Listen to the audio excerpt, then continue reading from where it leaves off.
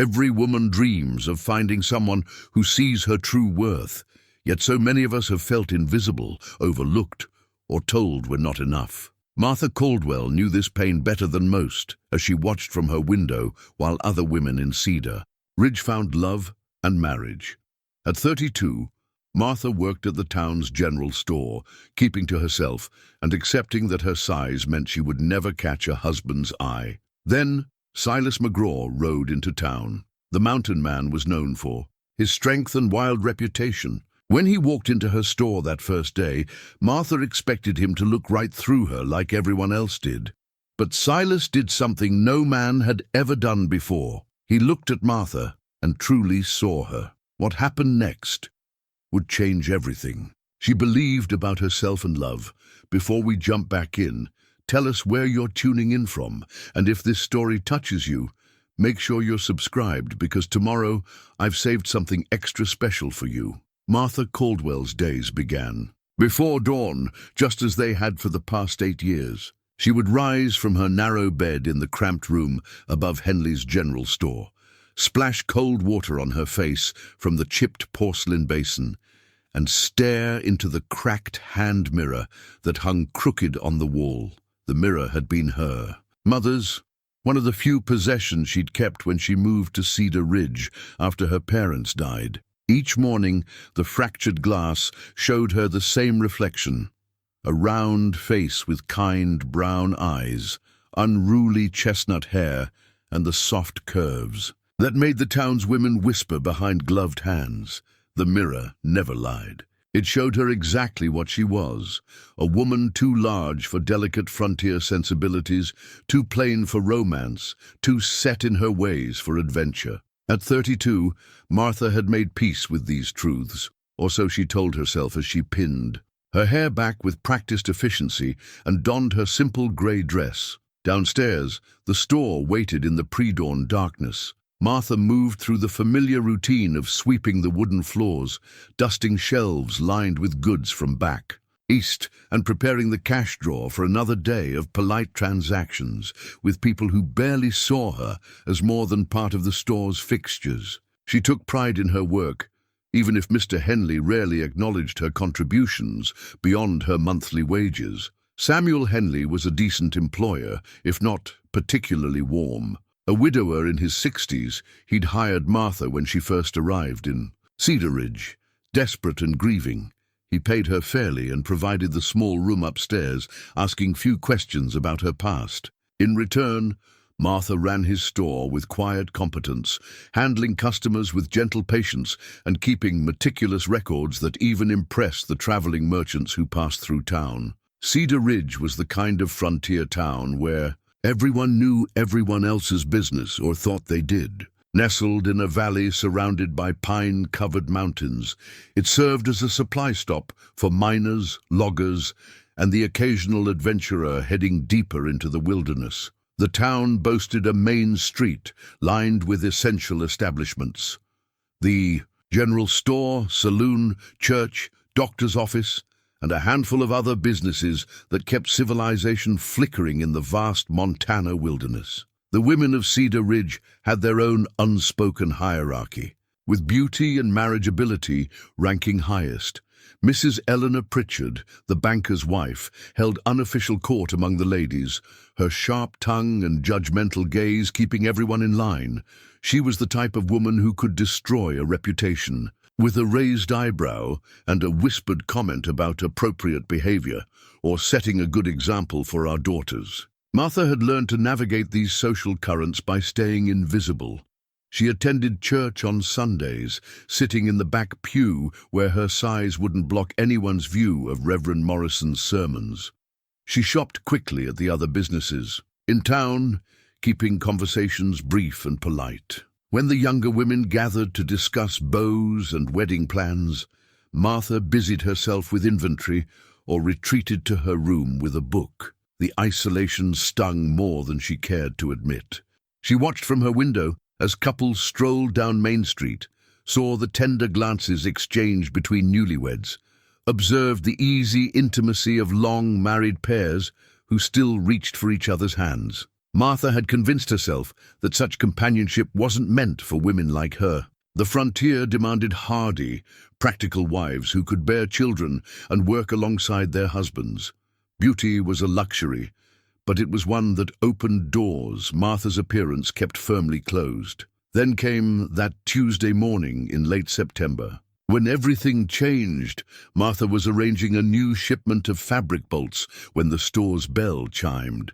She looked up to see a figure that seemed to fill the entire doorway, a man so large and imposing that for a moment she forgot to breathe. He had to duck slightly to enter, his broad shoulders nearly brushing the doorframe.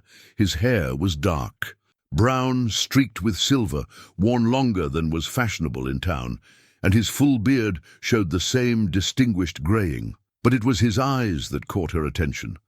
Pale blue like winter sky, scanning the store with the alert awareness of someone accustomed to danger. This was Silas McGraw, though Martha had only heard whispered stories about the legendary mountain man. He stood well over 6 feet tall, with the kind of muscular build that spoke of years spent chopping wood, hauling game, and surviving in conditions that would break lesser men. His clothes were practical leather and wool, well made but clearly designed for function over fashion. Around his neck hung a necklace of bear claws, 5 enormous talons that caught the morning light streaming through the store's windows. Martha had heard the stories, passed down through the social networks, of Cedar Ridge like folklore. Silas McGraw was said to live alone in the high mountains, emerging only when he needed supplies or when particularly harsh winters drove him to seek temporary shelter in civilization. Some claimed he could track a deer for 50 miles. Others, that he'd once fought off an entire pack of wolves with nothing but a knife. The more romantic tales suggested he'd been crossed in love and chose the wilderness over the company of people who had disappointed him. Standing behind the counter, Martha felt her usual invisibility settle over her like armor. Men like Silas McGraw, legendary, powerful, utterly masculine, certainly had no use for soft women who spent their days measuring fabric and counting inventory. She prepared herself for the familiar experience of being looked through treated as a convenient shopkeeper rather than a person worthy of attention. "Good morning," she said quietly, her voice steady despite the intimidating presence now examining her store. "Is there something specific I can help you find?" Silas turned toward her voice, and Martha braced herself for the quick, dismissive glance she'd grown accustomed to receiving from men. Instead, his pale blue eyes settled on her face and stayed there. He didn't look past her, or around her, or through her. He looked directly at Martha Caldwell, as if she were the most interesting thing in the entire store. "Morning, miss," he replied, his voice a deep rumble that seemed to resonate from somewhere deep in his chest. "I need winter supplies.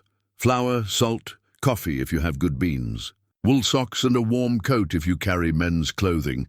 Martha nodded, grateful to have specific tasks to focus on. "We received a shipment of coffee beans from San Francisco last week. Mr. Henley says they're the finest he's carried, and we have several coats that might fit you, though you're considerably larger than most men who shop here." As she spoke, she moved around the store, gathering his requested items. She was acutely aware of his presence, the way he seemed to watch her every movement without making her feel scrutinized or judged. When she reached for items on high shelves, he stepped forward to help without being asked, his massive hands easily retrieving what she stretched to reach. "Thank you," Martha said as he handed down a bag of flour.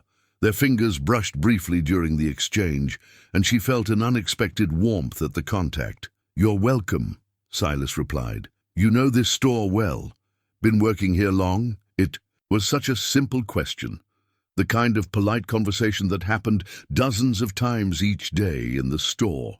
But something in his tone suggested genuine interest rather than mere politeness. Martha found herself answering more fully than she normally would with customers. 8 years now," she said, continuing to gather his supplies. "I came to Cedar Ridge after my parents passed, and Mr. Henley was kind enough to give me work and a place to live." Silas nodded thoughtfully. That's a long time to know a place. I bet you could tell a stranger everything worth knowing about this town." Martha smiled slightly at that. "I suppose I could, though most visitors are more interested in directions to somewhere else than stories about Cedar Ridge." "Maybe they're asking the wrong person," Silas said, and there was something in his voice that made Martha look up sharply from the items she was wrapping. He was still watching her with that steady, attentive gaze. Not the way men looked at women they found attractive. Martha had observed enough of those interactions to recognize the difference. This was something else entirely. Respect, perhaps. Recognition. The look one competent person gives another. When they acknowledge shared understanding. Martha felt something flutter in her chest, a sensation she couldn't quite name. She finished wrapping his purchases in brown paper and tied them with string, her movements careful and precise, despite the strange nervousness that had settled over her. "That comes to $4.67, she said, grateful her voice remained steady. Silas reached into his coat and produced a leather pouch, counting out exact change and placing it on the counter. As he did, Martha noticed his hands, large and calloused, with several small scars that spoke of a life lived outdoors among sharp rocks and dangerous wildlife. They were working hands, practical hands, but there was a gentleness in how he handled the coins, how he'd helped her reach the high shelves. "Much obliged," he said, gathering his packages. "I appreciate your help, Miss Caldwell," Martha supplied. "Martha Caldwell. Miss Caldwell." He touched the brim of his hat in a gesture that was somehow both old-fashioned and intimate. "I'm Silas McGraw. Pleased to make your acquaintance." Martha nodded, unsure how to respond to the formal courtesy. Men in Cedar Ridge rarely bothered with such niceties when speaking to her. "Safe travels, Mr. McGraw." He paused at the door, turning back with an expression she couldn't quite read. "I expect I'll be back through town before the worst of winter sets in. It's been a pleasure talking with someone who knows the value of good service." Then he was gone, ducking through the doorway and disappearing into the morning bustle of Main Street. Martha stood behind the counter for several minutes, staring at the space where he'd been and trying to process what had just happened. For the first time in 8 years of working in Henley's general store, a customer had treated her as more than a convenient shopkeeper. Silas McGraw had looked at her, really looked, and found something worthy of his attention and respect. The realization left Martha feeling strangely unsteady, as if the familiar foundations of her carefully ordered world had shifted slightly beneath her feet. She returned to her work, arranging fabric bolts and updating inventory records, but her thoughts kept drifting back to pale blue eyes and a voice like distant thunder. Outside her window, Cedar Ridge continued its daily routine, unaware that something fundamental had changed in the quiet woman who minded the general store and asked for nothing more than to be left alone with her books and her carefully guarded heart. 3 weeks passed before Silas McGraw returned to Cedar Ridge, and Martha found herself watching the store's front window more often than she cared to admit. She told herself it was merely curiosity about the legendary mountain man, nothing more personal than that. When the bell finally chimed and his imposing figure filled the doorway again, her heart performed an embarrassing skip that she quickly suppressed. "Afternoon, Miss Caldwell," Silas said, removing his hat as he entered. The October air had grown crisp and his cheeks were ruddy from the cold mountain winds. "Good afternoon, Mr. McGraw," Martha replied, proud that her voice remained steady. "Back for more supplies, among other things," he said, approaching the counter with something in his hand. "I brought you something." Martha stared in confusion as he placed a small wooden object on the counter between them. It was a rose, carved from what looked like pine wood, its petals detailed with such delicate precision that it seemed almost real. The craftsmanship was exquisite, each curve and fold of the flower captured with an artist's eye and a craftsman's skill. Martha began, then stopped, unsure what to say. No man had ever given her a gift before, certainly nothing as beautiful and personal as this hand-carved rose. "Saw some wild roses blooming near my cabin last month," Silas explained, his voice carrying a note of uncertainty, as if he feared he'd overstepped some boundary. "Reminded me of your kindness the last time I was here. Figured they'd be dead before I made it back down the mountain, so I made this instead." Martha picked up the wooden rose with trembling fingers, turning it over to admire the smooth finish and intricate detail work. Someone had spent hours creating this, carving each petal with infinite patience and care. The wood was warm from his pocket, and she could smell the faint pine scent still clinging to it. "It's beautiful," she whispered, meaning it completely. "I've never seen anything like it." "My father taught me woodworking when I was a boy," Silas said, seeming to relax at her obvious appreciation. "Don't get much call for fancy carving up in the mountains, but sometimes the winter nights get long." Martha looked up from the rose to find him watching her with that same steady attention that had unnerved her during their first meeting. But this time she saw something else in his expression.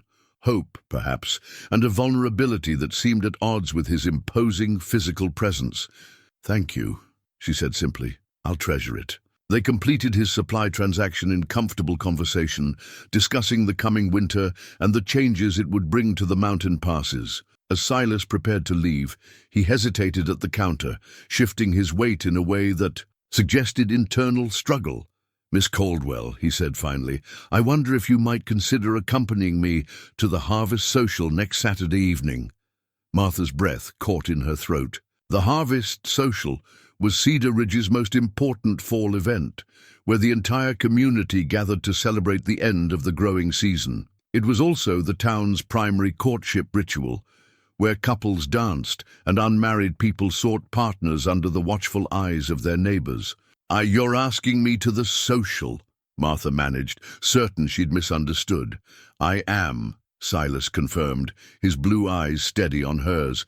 "If you'd be willing to accompany an old mountain man to a civilized gathering." Martha felt the familiar weight of self-doubt crushing down on her. The Harvest Social meant dancing, meant being seen by everyone in town on the arm of Cedar Ridge's most legendary bachelor. It meant standing in a room full of beautiful, accomplished women and pretending she belonged among them. "Mr. McGraw," she began carefully, "I'm not sure you understand. I understand that you're a kind, intelligent woman who deserves to be treated as such," Silas interrupted gently. "And I understand that I'd be honored by your company." The simple sincerity in his voice nearly undid her. Martha gripped the wooden rose tighter, using its solid warmth to anchor herself against the storm of emotions threatening to overwhelm her careful composure. "People will talk," she warned, trying to give him an opportunity to reconsider. "Let them talk," Silas replied with a slight smile. "I've never much cared for other people's opinions about my choices." Martha stared at him for a long moment, searching his face for any sign of jest or pity or the cruel game she feared this might be. She found only patient sincerity and something that looked remarkably like genuine affection. "Yes," she heard herself say, as surprised by the word as he appeared to be. "Yes, I would like that very much." The smile that spread across Silas's weathered features was like sunrise breaking over the mountains. "Saturday evening, then. I'll call for you at 7. After he left, Martha stood in the empty store, clutching the wooden rose and trying to process what had just happened. Silas McGraw, the most eligible and intimidating bachelor in 3 counties, had asked her to the Harvest Social. Not only asked but done so with the kind of respectful courtesy usually reserved for acknowledged beauties and social butterflies. The news spread through Cedar Ridge with the speed of wildfire. By the next morning, Martha couldn't walk down Main Street without encountering whispered conversations that stopped abruptly when she appeared. Mrs. Eleanor Pritchard intercepted her outside the post office, her expression a masterpiece of concerned disapproval. "My dear Martha," the banker's wife began, her voice dripping with false sweetness, "I feel I must speak to you about this situation with Mr. McGraw." "What situation would that be, Mrs. Pritchard?" Martha asked, though she knew perfectly well what was coming. Surely you understand that a man like that, a rough, uncivilized mountain dweller, might have motivations that aren't entirely honorable when it comes to unmarried women of a certain age. The words hit Martha like physical blows, each one designed to reinforce her deepest fears about her own worthiness. She felt her cheeks burn with embarrassment and anger, but managed to keep her voice level. "Mr. McGraw has been nothing but courteous and respectful," she replied. "I see no reason to question his character." Mrs. Pritchard's eyebrows rose in mock surprise. "Oh, my dear child, I'm not questioning his character. I'm simply concerned that you might be misinterpreting his attentions. Men like that often seek companionship for practical reasons rather than romantic ones. A woman of your circumstances might find such an arrangement appealing, but I'd hate to see you hurt when his true intentions become clear." The implication was clear. No man would genuinely court Martha for love, so she must be settling for whatever scraps of attention she could get. Martha felt the familiar shame rising in her throat, the voice that whispered she was fooling herself. To think someone like Silas could truly care for her, but then she remembered the wooden rose, still sitting on her nightstand, where she'd placed it like a precious relic. She remembered the patience in Silas's voice, the respect in his manner, the careful craftsmanship that had gone into creating something beautiful just for her. "Thank you for your concern, Mrs. Pritchard," Martha said with as much dignity as she could muster. "But I'm quite capable of making my own decisions about Mr. McGraw's intentions." She walked away before the other woman could respond, her heart pounding with a combination of fear and defiance. The encounter had shaken her confidence, but it had also kindled something she'd never felt before, a spark of rebellion against the voices that told her she wasn't worthy of genuine affection. Saturday evening arrived with the crisp promise of winter in the air. Martha stood before her cracked mirror in a dress she'd sewn herself from fabric purchased at cost from the store. It was deep blue wool, simple but well made, and it fit her figure better than anything she'd owned before. She'd spent the weeks, evenings, taking it in and adjusting the lines, determined to look her best for this unprecedented occasion. When Silas knocked on the door to her upstairs room, Martha's hand shook as she reached for her shawl. She opened the door to find him dressed in his finest clothes, dark trousers, a white shirt, and a jacket that emphasized his broad shoulders, while somehow making his imposing size seem less threatening and more protective. "Miss Caldwell," he said, offering his arm with formal courtesy. "You look lovely this evening." Martha felt heat rise in her cheeks at the compliment. "Thank you, Mr. McGraw. You look quite handsome yourself." They walked through the evening streets of Cedar Ridge together, Martha's hand resting lightly on Silas's arm as he matched his long stride to her shorter steps. She was aware of curtains twitching in windows they passed, of the curious stares, and whispered comments their appearance together would generate. But for the first time in her life, Martha found she didn't care about the gossip. The harvest social was being held in the church hall, which had been decorated with autumn leaves and pumpkins for the occasion. Lanterns cast a warm glow over. The assembled crowd and a small group of musicians tuned their instruments in one corner. Martha felt her confidence waver as they entered the hall, and every conversation seemed to pause, while people took in the sight of Cedar Ridge's most notorious bachelor escorting the quiet woman from the general store. "Would you care for some in punch?" Silas asked, his hand covering hers where it rested on his arm.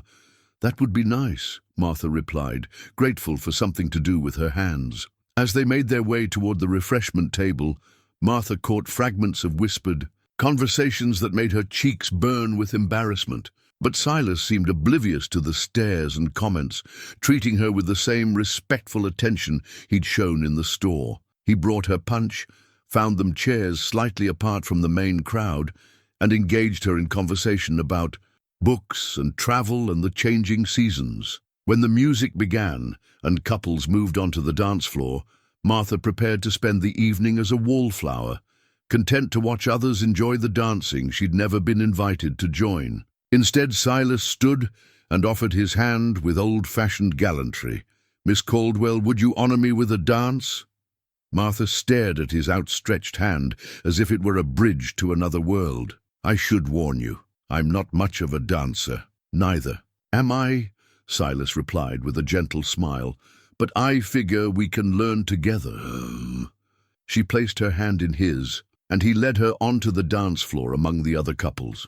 His large hands were surprisingly gentle as he guided her through the steps of a simple waltz, and Martha found herself relaxing into the rhythm despite her self-consciousness. They moved together with an ease that surprised her, his strength making her feel graceful and light in his arms. Around them, she was dimly aware of the other dancers slowing their own movements to stare, of the whispered conversations that followed, their progress around the floor. But in Silas's arms, with his blue eyes focused entirely on her face, Martha felt beautiful for the first time in her life. The song ended too soon, and as the musicians prepared for the next dance, Silas leaned down to speak quietly in her ear. "Thank you for a lovely evening, Martha," he said, using her first name for the first time. "I can't remember when I've enjoyed a social gathering more." The warmth in his voice, the sincerity in his expression, the gentle way he spoke her name, it all combined to create a moment of perfect clarity for Martha. This wasn't pity or convenience or some cruel game. This was a good man treating her with genuine affection and respect, and she was worthy of both. As they left the dance floor together, Martha Caldwell felt something fundamental shift inside her. The careful walls she'd built around her heart were beginning to crack, letting in the possibility that maybe, just maybe, she was worthy of the kind of love she'd only observed from a distance. The wooden rose in her bedroom wasn't just a beautiful gift. It was a promise, and for the first time in her adult life, Martha dared to believe in promises. The Sunday morning after the harvest, social dawned grey and cold, with the promise of winter hanging heavy in the mountain air. Martha sat in her usual back pew at church, acutely aware of the sideways glances and whispered conversations that followed her entrance. The wooden rose from Silas sat on her nightstand at home, but its presence seemed to warm her even in its absence. Reverend Morrison's sermon focused on the parable of the talents, about using God's gifts rather than burying them in fear. Martha found herself listening with new attention, wondering if perhaps she had been burying her own gifts, her kindness, her intelligence, her capacity for love, beneath layers of self-doubt and resignation. After the service, as Martha made her way toward the church door, she was intercepted by Sarah Jenkins, one of the younger women in town. Sarah was everything Martha wasn't. Petite, blonde, with the kind of delicate beauty that made men stumble over their own feet. She was also, Martha had always thought, genuinely kind beneath her obvious advantages. "Martha," Sarah said, catching her arm gently, "I wanted to tell you how lovely you looked at the social last night. That blue dress was beautiful on you." Martha felt heat rise in her cheeks.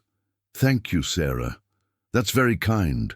Mr. McGraw seems quite taken with you," Sarah continued, her voice carrying genuine warmth rather than the false sweetness Martha had learned to recognize. "I've never seen him look at anyone the way he looked at you during that waltz." Before Martha could respond, Mrs. Pritchard's voice cut through the post-service chatter like a blade through silk. "Sarah, dear, you mustn't fill Martha's head with romantic notions," the banker's wife said, appearing beside them with the predatory grace of a well-dressed hawk. "Men like Mr. McGraw have very practical needs. A woman of Martha's age and situation would do well to understand the difference between genuine courtship and simple convenience." Martha felt the familiar shame begin to rise, but Sarah's response surprised her. "Mrs. Pritchard," the younger woman said, with steel beneath her pleasant tone, "I saw the way Mr. McGraw looked at Martha last night. That wasn't convenience. That was a man completely enchanted by his partner. Perhaps you weren't close enough to observe properly." The banker's wife's face flushed with indignation, but before she could respond, Martha found her own voice. "Thank you both for your concern," she said quietly, "but I'm perfectly capable of judging Mr. McGraw's intentions for myself." She walked away from both women, her heart pounding with the unfamiliar sensation of having defended herself in public. Behind her, she heard Mrs. Pritchard's voice rise in scandalized whispers, but for once, Martha didn't care about the gossip that would surely follow. The next few days passed in a strange state of suspended animation. Martha went about her usual routines at the store, but found herself distracted by memories of dancing in Silas's arms and the warmth in his voice when he'd said her name. She had started a leather-bound journal, something she'd never done before, and found herself writing down her thoughts and feelings about this unprecedented situation. October 15th, 1887. I keep expecting to wake up and find that Saturday evening was nothing more than a dream. How can a man like Silas McGraw see anything worthwhile in a woman like me? Yet when I remember the way he looked at me, the gentleness in his hands as we danced, I almost believe it might be real. Mrs. Pritchard's words keep echoing in my mind, but they feel smaller now, less powerful than they once did. Perhaps Sarah was right. Perhaps what I saw in Silas's eyes was genuine affection rather than pity or convenience. I am 32 years old, and I have never allowed myself to hope for love. Is it foolish to begin now? On Wednesday afternoon, the store bell chimed, and Martha looked up to see Constance Wheeler, one of Cedar Ridge's acknowledged beauties. Constance was 23, with auburn hair and green eyes that had captured the attention of every eligible man within 100 miles. She was also, Martha had always observed, surprisingly intelligent, despite her reputation for flirtatiousness. "Good afternoon, Martha," Constance said, approaching the counter with an expression Martha couldn't quite read. "I hope you don't mind my saying, but you absolutely glowed at the social on Saturday." Martha felt her defenses rise automatically. "Thank you, Miss Wheeler. Please call me Constance. I wanted to ask you something, if you don't mind." The younger woman leaned forward conspiratorially. "How did you manage to capture Silas McGraw's attention? I've been trying to get that man to notice me for 3 years, and he barely acknowledges my existence. Then you walk into a room, and he can't take his eyes off you." The question was so unexpected that Martha nearly dropped the bolt of fabric she'd been measuring. I don't understand what you mean." "Oh, come now," Constance said with a laugh that held no malice. "Every woman in Cedar Ridge has tried to catch that man's eye at one time or another. He's handsome, mysterious, clearly capable of taking care of a wife, and completely indifferent to feminine wiles. Yet one evening with you and he's absolutely smitten. There must be some secret to it." Martha stared at the beautiful young woman across the counter, trying to process what she was hearing. "You're not mocking me?" Constance's expression softened. "Mock you? Martha, I'm envious of you. Do you have any idea how rare it is to find a man who looks past the surface? Most of the men who court me are interested in my face or my father's. Money, not in me as a person. Silas McGraw looked at you and saw something worth treasuring." The conversation left Martha more confused than ever. She had always assumed that women like Constance lived charmed lives, effortlessly attracting love and admiration. The idea that beauty might be its own kind of burden had never occurred to her. That evening, as Martha closed the store and prepared to retreat to her room, she noticed a figure waiting in the shadows across the street. Her heart leaped as she recognized Silas's distinctive silhouette, then began racing for entirely different reasons as she realized he'd been waiting for her. "Evening, Martha," he said, crossing the street with his easy, ground-covering stride. "I hope you don't mind my calling on you without an appointment." "Of course not," Martha replied, surprised by how naturally his name came to her lips now. "Is everything all right?" "More than all right," Silas said, his weathered face creasing in a smile. "I brought you something else, if you're willing to accept it." From his coat, he produced a pair of snowshoes, their frames made of ash wood and strung with carefully woven rawhide. They were clearly handmade, crafted with the same attention to detail and quality that had gone into the wooden rose. Martha stared at the snowshoes in confusion. They're beautiful, Silas, but I'm not sure I understand. Winter's coming fast this year, he explained, his tone matter-of-fact. I can feel it in the wind patterns and the way the animals are preparing. They're dens. If you're going to spend time with me, you'll need to be able to travel in snow that would trap most town folks. The casual assumption that she would want to spend more time with him, that their relationship would continue beyond a single dance at a social gathering, made Martha's breath catch in her throat. "You want me to learn to use snowshoes?" she asked. Trying to keep her voice steady. "I want you to know you can go anywhere you choose to go," Silas replied simply. "These mountains are beautiful in winter, Martha. I'd like to show them to you, if you're willing." Martha ran her fingers over the smooth wood and tight webbing, marveling at the craftsmanship. No one had ever made her anything so practical and thoughtful, something designed to expand her world rather than keep her confined to familiar spaces. "They're perfect," she said, meaning it completely. "But Silas, I should warn you, I'm not exactly the outdoor type. I've never been further from town than the church cemetery. Everyone starts somewhere," he replied with that gentle smile she was learning to treasure. "I started as a city boy from Boston who couldn't tell a deer track from a dog print. The mountains teach you what you need to know, if you're willing to listen. Boston." Martha filed that small revelation away, another piece of the puzzle that was Silas McGraw. She had assumed he was born to the wilderness, but apparently his path to the mountains had been as unconventional as their current courtship. "When would we start these lessons?" she asked, surprising herself with her eagerness. "This Saturday, if you're free. There's a meadow about 2 miles north of town that's perfect for learning. We could make a day of it. I'll pack lunch and show you some of the basics. A day alone with Silas McGraw in the wilderness, learning skills no proper frontier woman needed to know." The old Martha would have found a dozen reasons to decline such an improper suggestion. But the new Martha, the one who had danced in his arms and felt beautiful for the first time in her life, found herself nodding. "I'd like that very much," she said. "Good," Silas replied, his satisfaction evident. "Dress warmly and wear your sturdiest boots. The mountains don't care about fashion, but they respect preparation." After he left, Martha carried the snowshoes up to her room and set them beside the wooden rose on her nightstand. 2 gifts now, both practical and beautiful, both suggesting a future she had never dared to imagine. She opened her journal and wrote, October 18th, 1887. "Silas brought me snowshoes today." Snowshoes, as if he assumes I will be traveling through winter wilderness with him, as if such adventures are perfectly normal for someone like me. The old Martha would have been terrified by such expectations.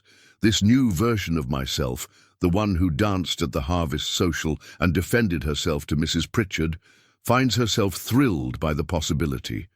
He mentioned he was from Boston originally. Another surprise. I had imagined him born to these mountains, but perhaps we are both learning to become people we never expected to be. I am beginning to understand that Silas sees possibilities in me that I have never seen in myself. The question is, am I brave enough to become the woman he believes I can be? The week passed slowly, marked by Martha's growing anticipation for Saturday's adventure. She found herself paying attention to things she'd never noticed before.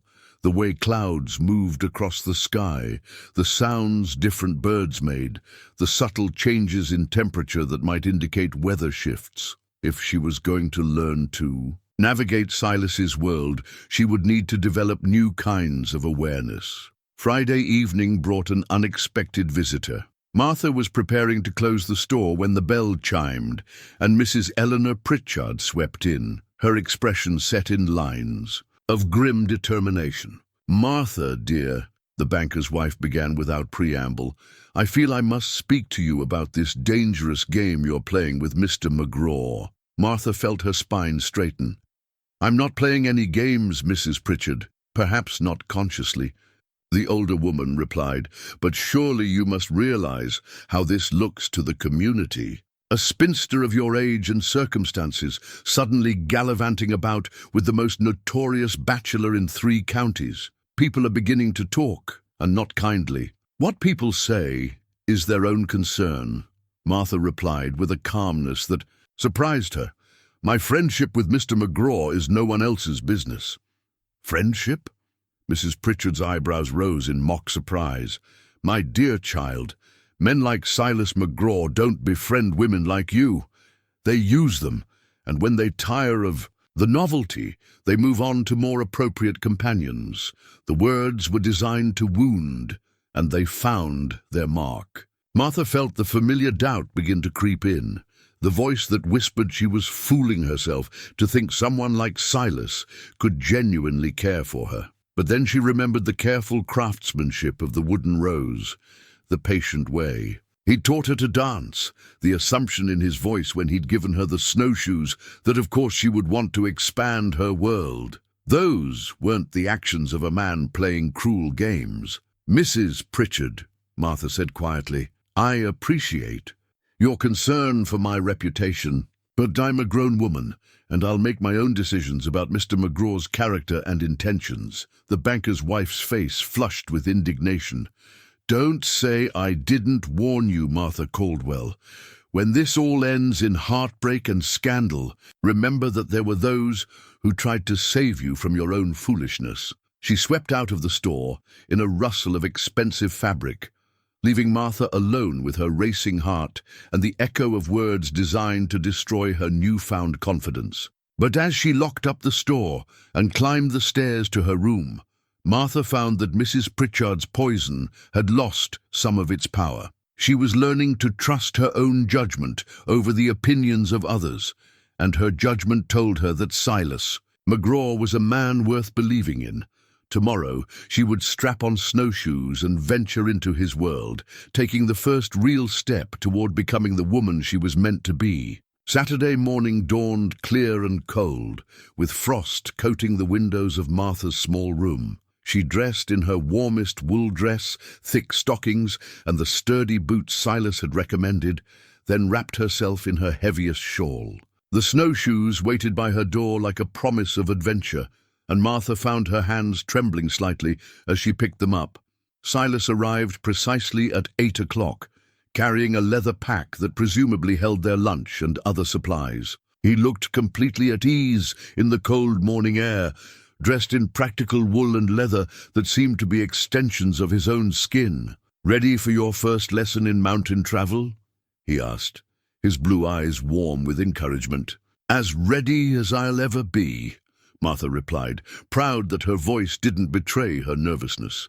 They walked to the edge of town in comfortable conversation, Silas pointing out small details Martha had never noticed before, the way certain trees bent to indicate prevailing wind patterns, the tracks of various animals in the soft earth, the subtle changes in vegetation that marked different elevations. The mountains have their own language, he explained, as they paused at the base of a gentle slope. Once you learn to read the signs, you'll never be lost, no matter how far from town you travel. The meadow Silas had chosen for her lesson was a perfect natural classroom with open spaces for practicing and enough gentle slope to demonstrate how snowshoes handled different terrains. He helped her strap on the unfamiliar equipment, his large hands gentle and patient as he adjusted the bindings. The trick is to think of them as extensions of your feet, he explained, demonstrating the proper walking technique.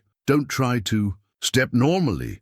Let the shoes distribute your weight and carry you over the surface rather than through it. Martha's first attempts were clumsy and awkward. She tangled her feet, stumbled over the unfamiliar width of the shoes, and generally felt like the most graceless creature ever to venture into the wilderness. But Silas remained patient and encouraging, offering gentle corrections and steady hands when she needed support. Everyone struggles at first, he assured her after she'd taken a particularly ungainly tumble into a snowbank. I spent my first day on snowshoes, face down in powder snow, convinced I'd never master the technique. It's hard to imagine you being clumsy at anything, Martha said, accepting his help to regain her footing. I was a complete greenhorn when I first came to these mountains, Silas replied, brushing snow from her shawl with careful hands. City bred and soft as butter. The wilderness teaches you quickly, though. Adapt or suffer the consequences. As the morning progressed, Martha began to find her rhythm. The snowshoes no longer felt like foreign appendages, but started to become tools that expanded her capabilities. She managed increasingly longer stretches without stumbling, and even began to appreciate the way they allowed her to walk over snow that would have trapped her regular boots. "You're a natural," Silas said as she completed a circuit of the meadow without falling. "Most people take days to develop that kind of balance." Martha glowed at the praise, surprised by how much his approval meant to her. She had always thought of herself as fundamentally clumsy, too large and awkward for physical activities. But under Silas's patient instruction, she was discovering capabilities she'd never known she possessed. They stopped for lunch in a grove of pine trees that provided shelter from the mountain breeze. Silas had packed thick sandwiches, hot coffee in a metal flask, and dried fruit that tasted better than any fancy dessert Martha had ever tried. As they ate, he told her stories about his early days in the mountains, and she found herself sharing memories of her childhood in ways she never had with anyone before. "My father was a school teacher," Martha said, surprised by how easily the words came. "He believed education was the most important gift parents could give their children. He taught me to read before I was 5, and we spent every evening discussing books and ideas." "Sounds like a wise man," Silas replied. "Education opens doors that money and position can't touch." "He would have liked you," Martha said, then blushed at the implication of her words. I know what you mean," Silas said gently, "and I'm honored by the comparison." There was something in his tone that made Martha look at him more closely. She saw a sadness in his expression, a shadow that suggested his own losses ran deep. "What brought you to the mountains, Silas?" she asked quietly. "You mentioned Boston, but you seem so much a part of this wilderness." For a long moment she thought he wouldn't answer. He stared out at the snow-covered peaks, visible through the trees, his weathered hands wrapped around his coffee cup. "Sometimes a man needs to get far away from everything familiar," he said finally. "These mountains don't care about your past mistakes or the people you've disappointed. They judge you only on who you are in the present moment." Martha heard the pain beneath his careful words and felt an unexpected urge to comfort him. "We all carry regrets, Silas. The question is whether we let them define us or teach us." He turned to look at her then, his blue eyes intense with an emotion she couldn't quite name. "When did you become so wise, Martha Caldwell?" "I think wisdom comes from spending too much time alone with your thoughts," she replied. "Books help, too. Other people's stories teach you about the common threads in human experience."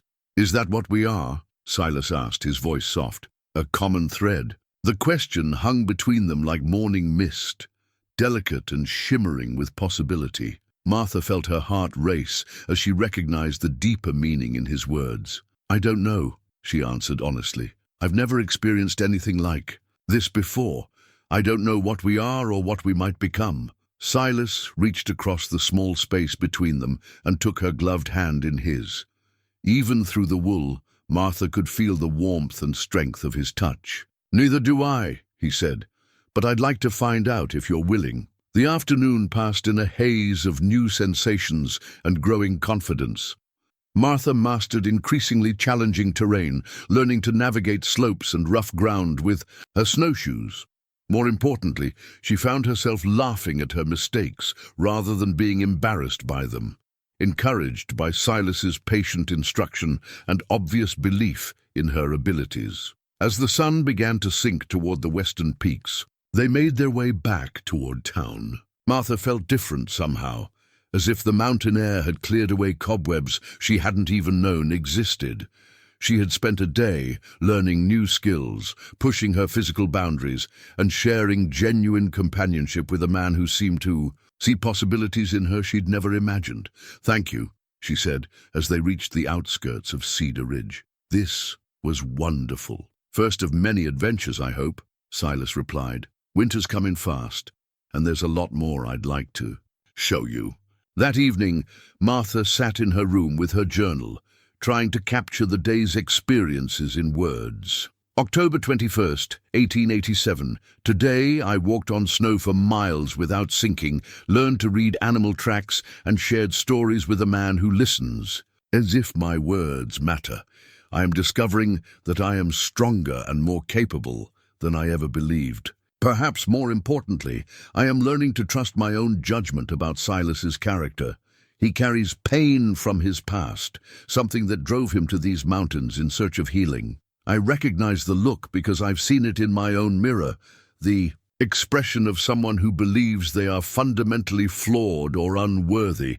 But in his eyes, when he looks at me, I see acceptance and affection that feels completely genuine. Mrs. Pritchard would say I am deluding myself, that men like Silas don't genuinely care for women like me. But today, I learned that I can walk on snow without sinking. Perhaps I am also learning that I can trust my heart without drowning in self-doubt. The following week settled into a pattern that brought Martha more happiness than she had ever known. Silas would appear at the store regularly, sometimes for supplies, but often simply to talk with her during quiet moments. He would arrive with small gifts, a particularly beautiful stone from a mountain stream, wild berries preserved in honey, or carved wooden spoons made from different types of wood, each with its own character and purpose. Their weekend excursions became a treasured routine. Martha's snowshoe skills improved rapidly, and Silas began taking her to increasingly beautiful locations, hidden valleys where hot springs kept the ground warm even in winter, overlooks that provided breathtaking views of the mountain ranges. Stretching to the horizon, quiet groves where deer would emerge to watch them pass with curious, unafraid eyes. With each adventure, Martha felt herself changing. Her body grew stronger from the physical demands of mountain travel. Her confidence expanded as she mastered new skills and overcame challenges she would never have attempted before. Most importantly, her self-image began to shift as she saw herself through Silas's eyes, not as a woman too large and plain for love, but as a capable, intelligent companion worthy of respect and affection. But the transformation wasn't without its challenges. The gossip in Cedar Ridge had grown more pointed and cruel. Mrs. Pritchard had recruited allies in her campaign to save Martha from her own foolishness, and their whispered comments followed Martha through her daily routines like persistent shadows. "She's making a spectacle of herself," Martha overheard Mrs. Henderson saying to Mrs. Pritchard outside the church one Sunday. "A woman her age, gallivanting through the wilderness unchaperoned with that wild man. It's unseemly, mark my words." Mrs. Pritchard replied with satisfaction, "This will all end in tears and scandal. Men like McGraw don't marry women like Martha Caldwell. They use them until something better comes along." The words stung because they echoed Martha's own deepest fears. Despite the evidence of Silas's genuine affection, despite the growing intimacy of their conversations and the careful respect he showed her, Martha still struggled with the voice in her head that whispered she wasn't worthy of such devotion. One evening in early November, as Martha was closing the store, she found herself face to face with another challenge entirely.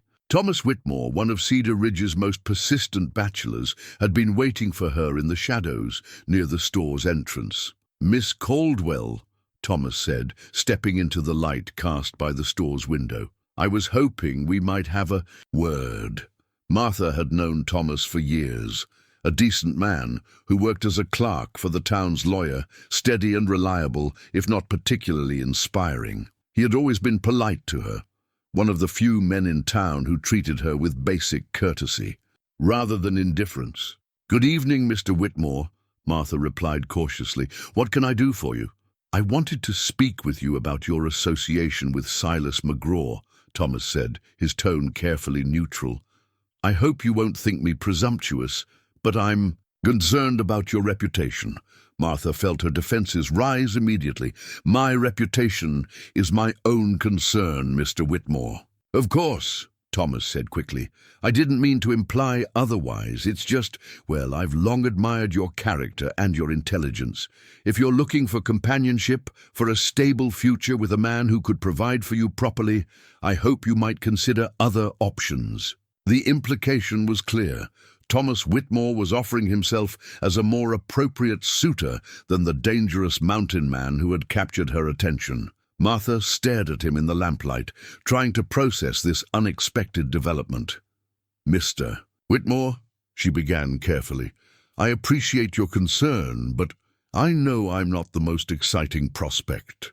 Thomas interrupted, his words coming in a nervous rush. "I can't offer you adventures in the wilderness or romantic gestures like handmade gifts, but I can offer you respectability, a decent home, and the kind of steady affection that builds a lasting marriage." Martha felt a stab of sympathy for the earnest man before her. 6 months ago, an offer like this would have seemed like a miracle, a respectable man willing to overlook her appearance and offer her the security of marriage. Now it felt like settling for shadows when she had discovered sunlight. "Thomas," she said gently, using his first name to soften her rejection, "you're a good man, and any woman would be fortunate to have your affection. But my heart is already engaged elsewhere." Thomas nodded sadly, as if he'd expected her answer.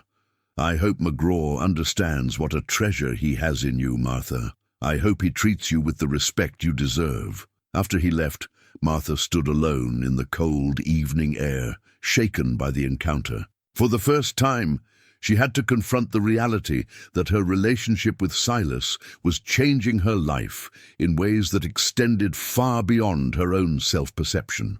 Other people were making assumptions, taking sides, and forming opinions about choices that felt intensely private. She climbed the stairs to her room and opened her journal, needing to work through the confusion of emotions Thomas's proposal had stirred up. November 3rd, 1887, Thomas Whitmore asked me to marry him tonight. 6 months ago, I would have been grateful for any offer of companionship, even one based more on convenience than passion. Now I find myself comparing his steady affection to the fire I feel when Silas looks at me, and there is simply no comparison. But Thomas raised questions I've been avoiding. What exactly are Silas's intentions? We spend time together, we share increasingly intimate conversations, and I feel more alive in his presence than I ever have before. But he has never spoken of marriage or a future together. Am I fooling myself to think this is courtship rather than simply an unusual friendship? The voices of doubt are growing louder.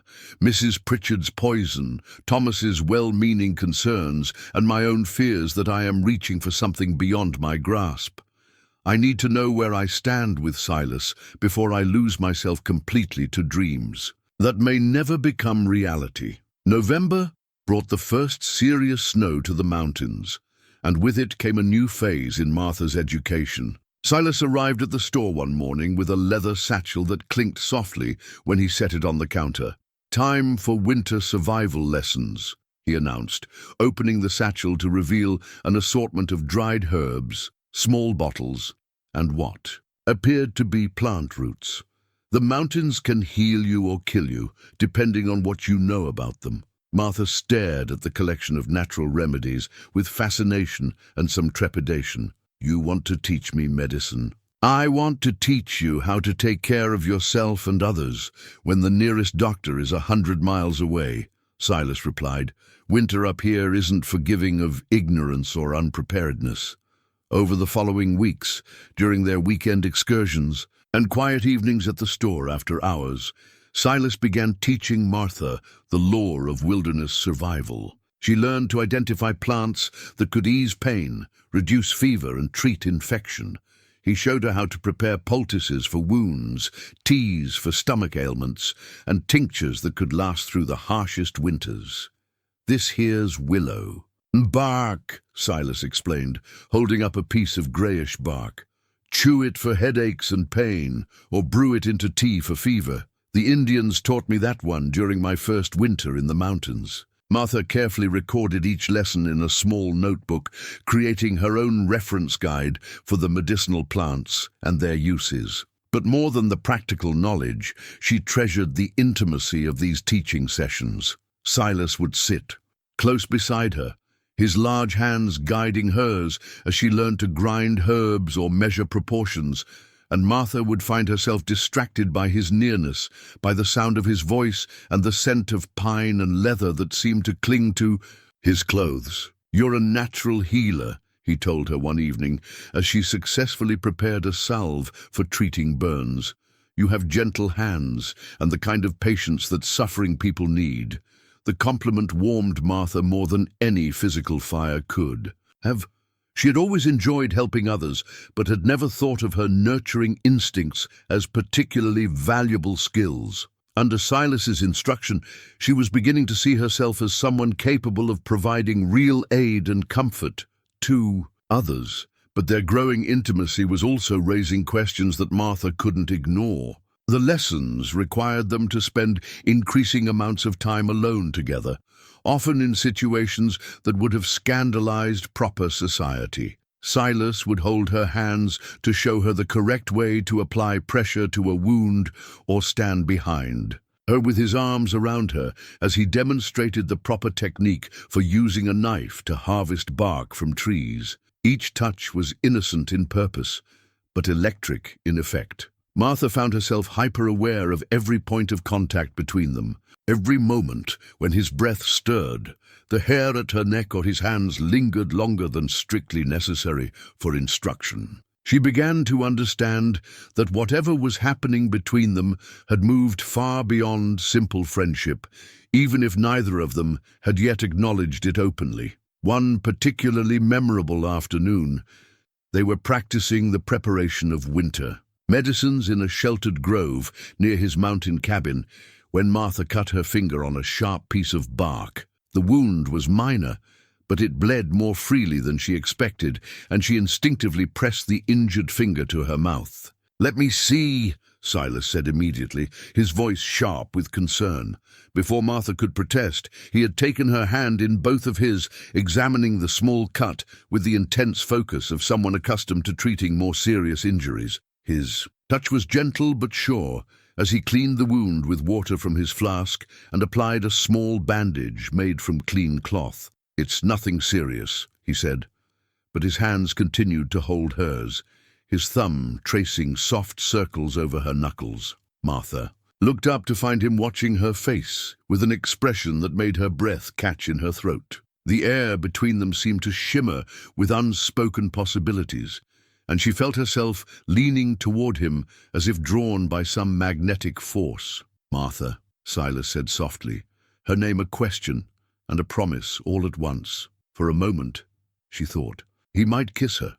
The idea terrified and thrilled her in equal measure, but then a sharp crack from the woods nearby broke the spell, a deer moving through the underbrush, and they drew apart with the awkward self-consciousness of people who had nearly crossed a line they weren't sure they were ready to cross. That night, Martha wrote in her journal with hands that still trembled slightly from the memory of Silas's touch. November 15th, 1887. "Today, I cut my finger, and Silas tended the wound with such gentle care that I nearly forgot to breathe. For a moment, I thought, he might kiss me, and I realized how desperately I want him to. But what would that mean? What am I becoming in this relationship that has no clear boundaries or definitions? I am learning to heal others with plants and gentle touch, but I fear I'm also learning to need someone in ways that could destroy me if this all proves to be temporary. The medicine pouch he gave me to carry my supplies has become as precious to me as the wooden rose he carved. These gifts feel like promises, but promises of what? The question of Silas's intentions became more pressing as winter deepened and their time together became more intense. Martha found herself analyzing every word, every gesture, every moment of silence between them, searching for clues about his feelings and his plans for their future. The answer came unexpectedly during a conversation about their childhoods. They were sitting by a fire in the grove, where Silas had built a small shelter for their extended winter lessons, sharing stories and hot coffee as snow fell steadily outside their temporary refuge. "I was married once," Silas said suddenly, his voice so quiet that Martha almost missed the words over the crackling of the fire. Martha's heart seemed to stop beating entirely. "Married? Her name was Elizabeth," Silas continued, staring into the flames rather than meeting Martha's eyes. "We married young, had dreams of building a life together in Boston. I was working for my father's shipping company, thinking I'd take over the business someday and give her everything she deserved." Martha sat in stunned silence, trying to process this revelation. Silas had been married, had loved another woman, enough to build a life with her. The knowledge hit her like a physical blow, raising questions she wasn't sure she wanted answered. "What happened?" she asked softly. "Fire," Silas said simply. "Our house caught fire one winter night when I was away on business. Elizabeth and our baby daughter were sleeping upstairs. By the time the neighbors got there, it was too late to save them." The pain in his voice was raw and immediate, as if the tragedy had happened yesterday rather than years ago. Martha felt tears spring to her eyes as she imagined his loss. Not just a wife, but a child. An entire future destroyed in a single night. "I'm so sorry," she whispered, knowing the words were inadequate but needing to offer something. "I blamed myself," Silas continued. "If I'd been home, maybe I could have gotten them out. If I'd been a better husband, maybe I wouldn't have been traveling so much for business. I drove myself half mad with guilt and grief." "That's why you came to the mountains," Martha said, understanding flooding through her. "I couldn't stand to be around anything that reminded me of the life I'd failed to protect," Silas confirmed. "So I ran as far from civilization as I could. Figured I'd either find some kind of peace or die trying." Martha stared at his profile in the firelight, seeing him with new understanding. The solitary mountain man wasn't born to the wilderness. He was a refugee from unbearable loss, someone who had chosen isolation over the risk of caring enough to be hurt again. "And now?" she asked, though she wasn't sure she wanted to hear. "The answer." Silas turned to look at her then, his blue eyes intense with an emotion that made her heart race. "Now I'm wondering if maybe I've been hiding long enough."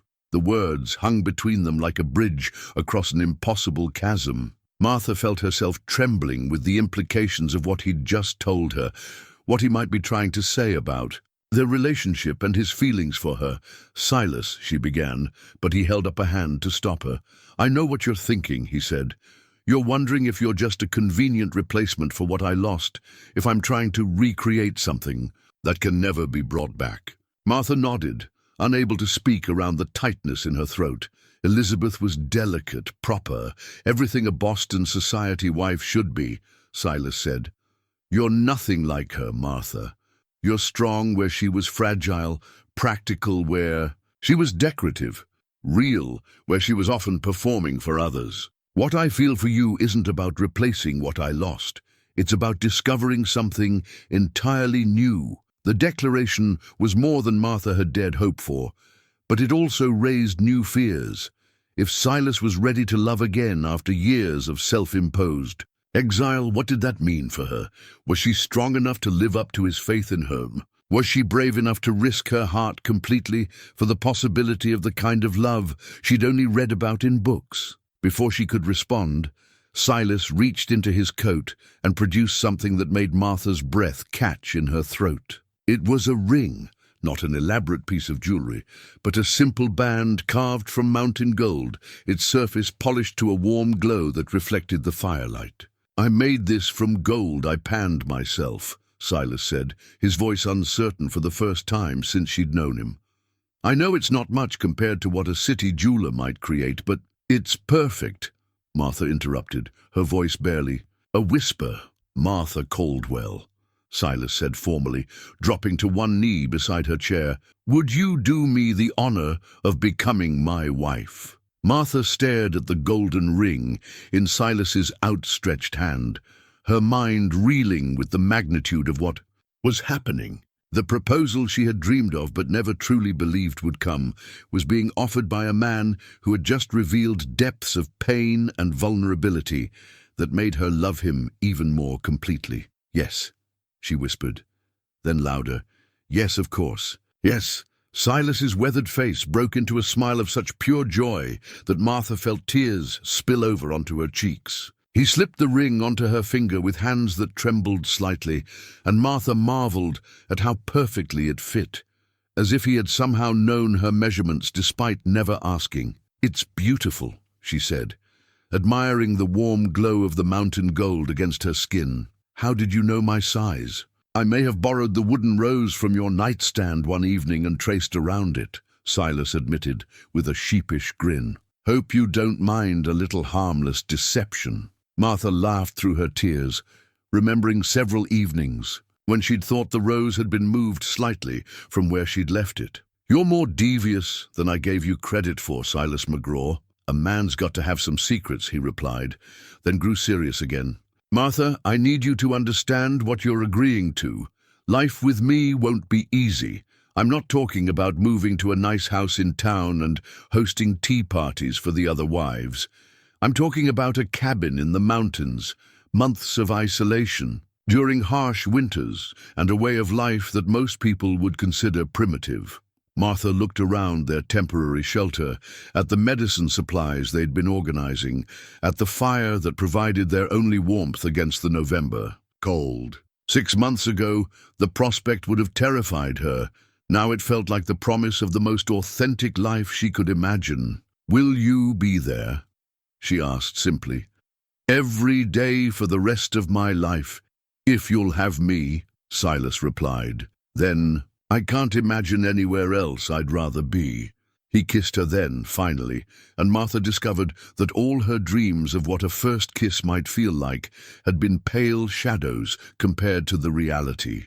His lips were warm and gentle against hers, and she felt as if something inside her that had been holding its breath for 32 years finally exhaled. The next few weeks passed in a blur of planning and preparation that was unlike any wedding arrangement Cedar Ridge had ever seen. Rather than focusing on flowers and fancy dresses, Martha found herself learning how to preserve food for winter storage, how to repair equipment that would be essential for mountain survival, and how to prepare for a life that would depend entirely on self-sufficiency.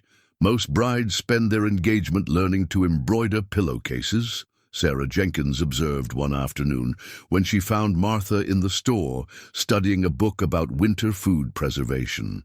"You're learning to cure meat and render fat for candles." "Most brides aren't marrying mountain men," Martha replied with a smile. "I'd rather know how to keep us alive than how to make pretty decorations," Sarah laughed. "I have to admit, it suits you. You look happier than I've ever seen you, Martha. Marriage to Silas McGraw is going to be an adventure." Not everyone in Cedar Ridge shared Sarah's enthusiasm for the engagement. Mrs. Pritchard had received the news with the grim satisfaction of someone whose dire predictions were being proven correct, and she had taken every opportunity to share her opinions about Martha's inevitable disappointment with anyone who would listen. "Mark my words," Martha overheard the banker's wife telling a group of women outside the church, "that wild man will tire of playing house within a year. Then where will poor Martha be? Too old and too compromised to find anyone else willing to take her." The words stung, but they no longer had the power to destroy Martha's confidence the way they once would have. She had seen herself through Silas's eyes for months now, had discovered strength and capabilities she'd never known she possessed. Whatever challenges their marriage might face, she knew they wouldn't be caused by her own inadequacy. Mr. Henley, her employer, had been surprisingly supportive when Martha gave him notice of her intention to leave the store after her wedding. "Can't say I'm not sorry to lose you," the elderly shopkeeper admitted. "You've been the best clerk I've ever had, and I'll miss your way with the difficult customers. But a woman deserves a chance at happiness, and McGraw's a good man despite what the gossips say." "How can you be sure?" Martha asked, touched by his unexpected blessing. "Any man who looks at you the way he does, who takes the trouble to learn what you need, rather than trying to change what you are, that's a man who understands the value of what he's getting," Henley replied. "You'll do fine up in those mountains." "Martha, better than fine. The wedding was planned for the first Saturday in December, small and simple by necessity, but meaningful in ways that elaborate society weddings often weren't. Reverend Morrison would perform the ceremony in the little church, followed by a modest reception in the church hall. Most importantly, it would be the beginning of a life together that both Martha and Silas were eager to begin. But as the wedding date approached, Martha found herself facing unexpected challenges that tested her resolve and her faith in their future together. The first came from an entirely unexpected source, her own family. Martha had written to her aunt in Colorado, her only remaining relative, to share the news of her engagement. She hadn't expected enthusiasm, but she also hadn't prepared for the letter that arrived in response, filled with concerns and barely concealed disapproval. "My dear Martha," the letter read, "I was shocked to receive word of your engagement to this mountain person. While I'm pleased that someone is finally willing to marry you, I must express my concerns about this hasty decision. You know nothing of his background or his true intentions.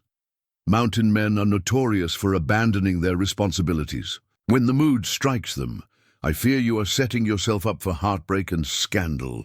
If you insist on proceeding with this ill-advised marriage, please know that you cannot depend on family support when it inevitably fails. I have my own reputation to consider, and I cannot be associated with the kind of improper behavior that your letters suggest." Martha read the letter twice, then carefully folded it and placed it in her desk drawer.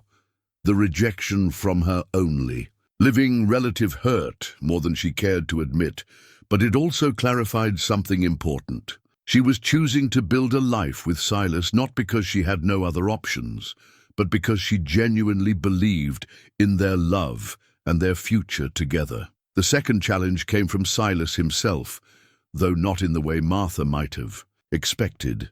3 weeks before their wedding, he arrived at the store with an expression of such serious concern that Martha immediately feared something terrible had happened. "We need to talk," he said without preamble, "about what marriage to me really means." They walked to their usual meeting place in the grove outside town, where Silas had built their practice shelter. But instead of their usual comfortable companionship, Martha sensed a tension in him that made her stomach clench with anxiety. "I've been thinking about what I'm asking you to give up," Silas began, pacing restlessly rather than sitting beside her as he usually did. "Your home, your job, your place in this community, the safety and predictability of town life. I'm asking you to trade all of that for a cabin miles from civilization and a husband who's spent the last 8 years learning to live like a hermit." "Silas," Martha began, but he held up a hand to stop her. "Let me finish," he said. "Winter up there is harsh in ways you can't imagine from these weekend trips. We'll be snowed in for months, dependent entirely on our own resources. If I get sick or injured, you'll be the only one to take care of me. If you get sick or injured, the nearest doctor is a day's travel in good weather, maybe impossible to reach in bad weather." Martha listened to his litany of concerns, recognizing the fear beneath his practical warnings. This wasn't about the hardships of mountain life. This was about a man who had lost one wife and couldn't bear the thought of failing to protect another. "Are you trying to talk me out of marrying you?" she asked quietly. Silas stopped pacing and looked at her, his blue eyes reflecting the uncertainty she'd heard in his voice. "I'm trying to make sure you understand what you're choosing. I need to know that you're choosing me because you want this life, not because you think it's your only option for marriage and companionship." Martha stood and walked to where he stood, reaching up to place her hands on either side of his face. The gesture was more intimate than anything they'd shared before, but it felt entirely natural. "Silas McGraw," she said firmly. "I am 32 years old. I have spent most of my adult life believing I would never have a husband or a home of my own. Do you honestly think I would agree to marry you out of desperation or lack of better options?" "I don't know," Silas admitted. "I only know that I couldn't bear it if you came to regret choosing me." "The only thing I would regret," Martha said, "is if you let your fear of losing me prevent us from having a life together at all. I'm not Elizabeth, Silas. I'm not fragile or helpless. I'm a grown woman who has survived on her own for 8 years and learned to love a man who thinks teaching me wilderness medicine is a romantic courtship activity. Despite his worry, Silas smiled at that. When you put it that way, it does sound a little unconventional. Everything about us is unconventional, Martha pointed out. Why should our marriage be any different? She kissed him then, pouring all her certainty and love into the contact. When they broke apart, she saw that some of the fear had left his eyes, replaced by the warmth and affection she'd learned to treasure. "One more week," Silas said, "and then we start our life together." "One more week," Martha agreed, already counting the hours. The plot twist came 3 days before their wedding, delivered by a stranger in an expensive coat who stepped off the weekly stage from Denver with the measured confidence of someone accustomed to being obeyed. Martha first noticed him through the store window, tall, well-dressed, with the kind of refined bearing that marked him as distinctly out of place in Cedar Ridge's rough frontier setting. He entered Henley's general store with the air of a man on official business, his sharp eyes scanning the interior before settling on Martha behind the counter. "Miss Martha Caldwell?" he inquired, his cultured Eastern accent immediately identifying him as someone from far beyond the mountain territories. "Yes," Martha replied cautiously, her instincts warning her that this stranger's arrival was somehow connected to her impending marriage. "How may I help you?" The man reached into his coat and produced a leather portfolio, from which he extracted what appeared to be a photograph. Martha's breath caught as he placed it on the counter. It was a formal portrait of Silas, but not the Silas she knew. This version was clean-shaven, expensively dressed, and posed in front of what looked like an elaborate mansion. "My name is Harrison Wells," the stranger said, watching Martha's face carefully for her reaction. "I represent the estate of the late Jonathan McGraw of Boston. I believe you know his son, Silas." Martha stared at the photograph, trying to reconcile the elegant gentleman in the picture with the rugged mountain man she was planning to marry in 3 days. The features were unmistakably Silas's, but everything else about the image suggested wealth and social position on a scale she had never imagined. "I'm not sure I understand," Martha said slowly. "What does this have to do with me?" "Mr. Silas McGraw is the sole heir to one of Boston's largest shipping fortunes," Wells explained, his tone suggesting he was delivering routine business information. "When his father died last year, he inherited properties, investments, and liquid assets, worth approximately $2 million. The number was so enormous that Martha couldn't immediately process it. $2 million was more money than everyone in Cedar Ridge combined would see in their lifetimes. It represented a level of wealth that belonged to railroad barons and industrial magnates, not mountain hermits who carved wooden roses and taught wilderness medicine. "That's impossible," Martha said, shaking her head. "You must be mistaken about who—" "There is no mistake," Wells interrupted gently.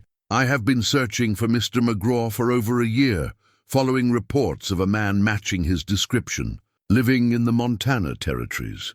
The local sheriff confirmed that Silas McGraw matches the physical description and background details I was given by the family's private investigators." Martha felt the world tilting beneath her feet as the implications of this revelation crashed over her.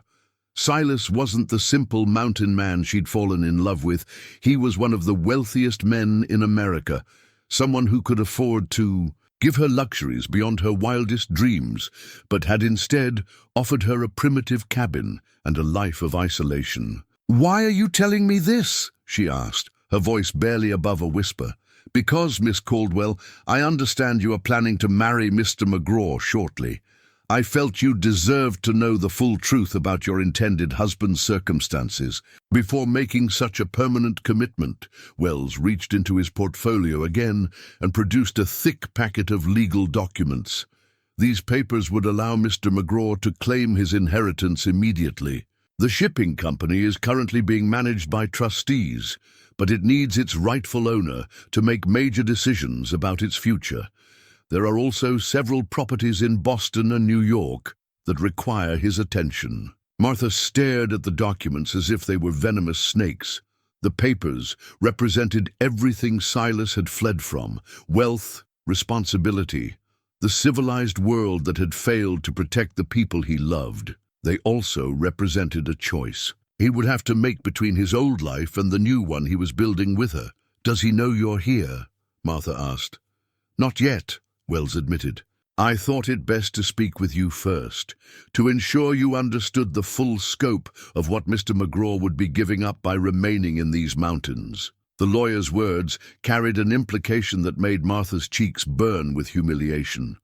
He was suggesting that she was somehow trapping Silas into a lesser life, that a man of his wealth and background was wasting himself on a frontier marriage to a woman of her limited prospects. "I see," Martha said carefully, proud that her voice remained steady. "And you believe I should encourage him to return to Boston and claim his inheritance?" "I believe," Wells said diplomatically, "that both of you should make your decisions with full knowledge of all available options. A man of Mr. McGraw's background and resources has responsibilities that extend beyond personal happiness." After the lawyer left, Martha sat alone in the store, staring at the photograph he'd left behind. The elegant stranger in the picture looked like he belonged in drawing rooms and opera boxes, not mountain cabins and wilderness shelters. She tried to imagine Silas in that world, attending social functions, managing business interests, moving in circles where money and position determined worth.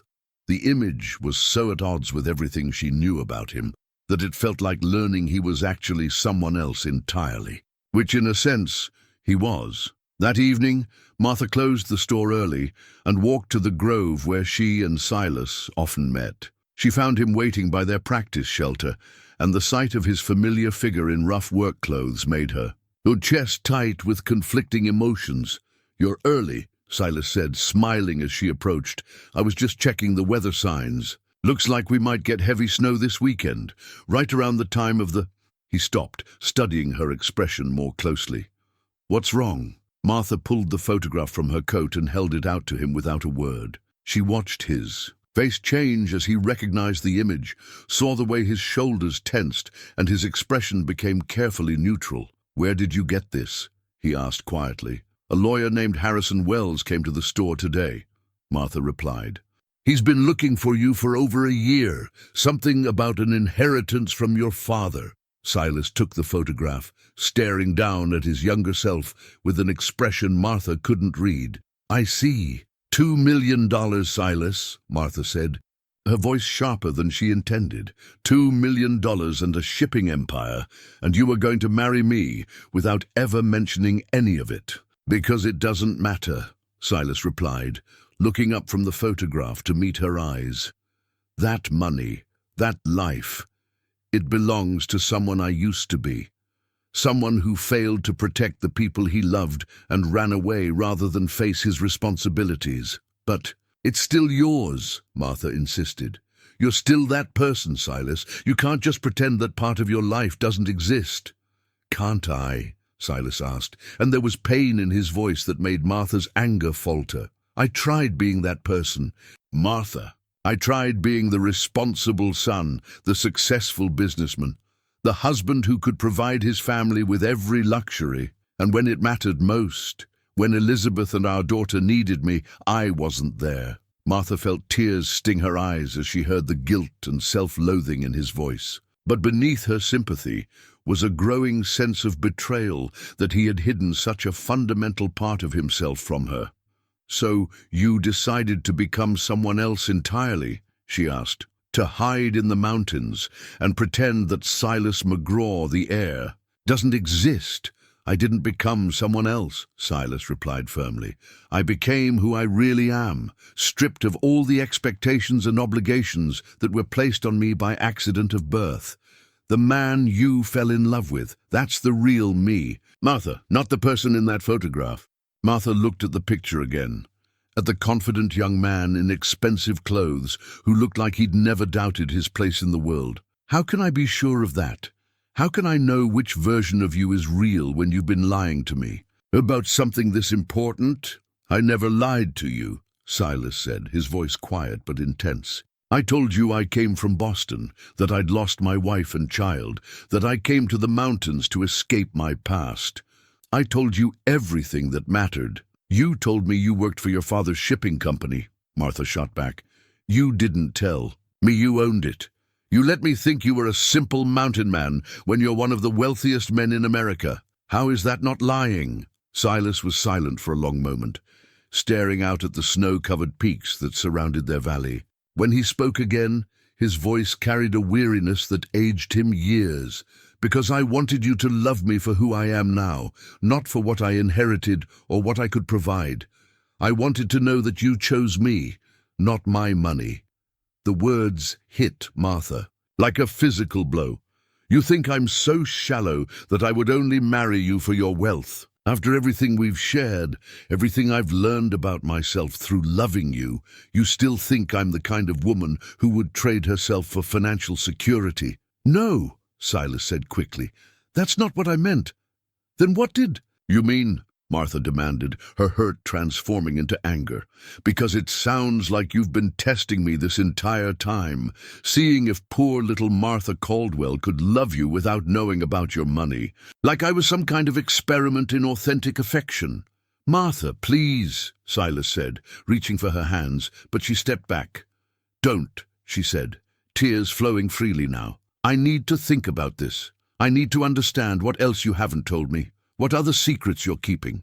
She turned and walked away, leaving Silas standing alone by their shelter. Behind her, she heard him call her name, but she didn't stop or turn around. Her mind was reeling with questions and doubts that threatened to undermine everything she thought she knew about their relationship. That night, Martha sat in her room with the photograph and her journal, trying to make sense of the revelation that had turned her world upside down. December 3rd, 1887. 3 days before our wedding. Discover that the man I'm planning to marry is not who I thought he was. Or perhaps he is exactly who I thought, and I simply never understood the full scope of what he was giving up to build a life with me. Silas McGraw owns a shipping empire worth $2 million. He could provide me with luxury beyond imagination, could give me a place in Boston society that would make Mrs. Pritchard's opinions irrelevant. Instead, he offered me a cabin in the mountains and a life of self-sufficiency. I should be grateful that he chose love over convenience, but instead, I feel deceived. How can I trust my judgment about his character when he hid something so fundamental about himself? How can I believe in our love when it was built on incomplete truth?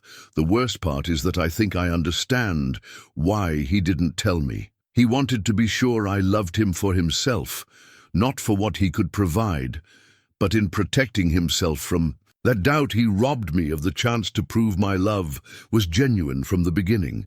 What am I supposed to do with this knowledge? How do I marry a man who is essentially a stranger, no matter how familiar his hands feel when he holds mine? The next morning brought Harrison Wells back to the store, this time accompanied by 2 other men in expensive suits who looked like they meant business. "Miss Caldwell," Wells said, "I've spoken with Mr. McGraw, and he has refused to even look at the inheritance documents. I was hoping you might be able to reason with him." Martha looked at the 3 men, recognizing them for what they were, representatives of a world that measured worth in dollars and influence, men who couldn't understand why someone would choose love over luxury. "What exactly are you asking me to do, Mr. Wells?" "Convince him to return to Boston and take his rightful place," one of the other men said. "The McGraw Shipping Company needs leadership, and there are investors who are growing concerned about the long-term management of their interests." "And if he refuses?" Martha asked. "Then he forfeits not only his own inheritance, but his responsibilities to the hundreds of people who depend on the company for their livelihoods," Wells replied. "Sometimes personal desires must be set aside for the greater good." Martha felt a flash of anger at the implied criticism of Silas's choices, and with it came a moment of clarity about her own feelings. Whatever secrets Silas had kept, whatever reasons he'd had for hiding his wealth, she knew with absolute certainty that he was a good man who had found peace and purpose in the mountains. "Gentlemen," she said firmly, "Silas McGraw is perfectly capable of making his own decisions about his inheritance and his future. If he chooses to remain in Montana, that's his right." "Even if it means condemning yourself to a life of poverty and isolation?" Wells asked. "Miss Caldwell, you could be the wife of one of Boston's most prominent citizens. Why would you choose hardship over security?" The question crystallized everything Martha had been struggling with since Wells first appeared with his photograph. And legal documents. These men saw her as they expected Silas to see her, as someone who would naturally choose comfort over love, security over authenticity.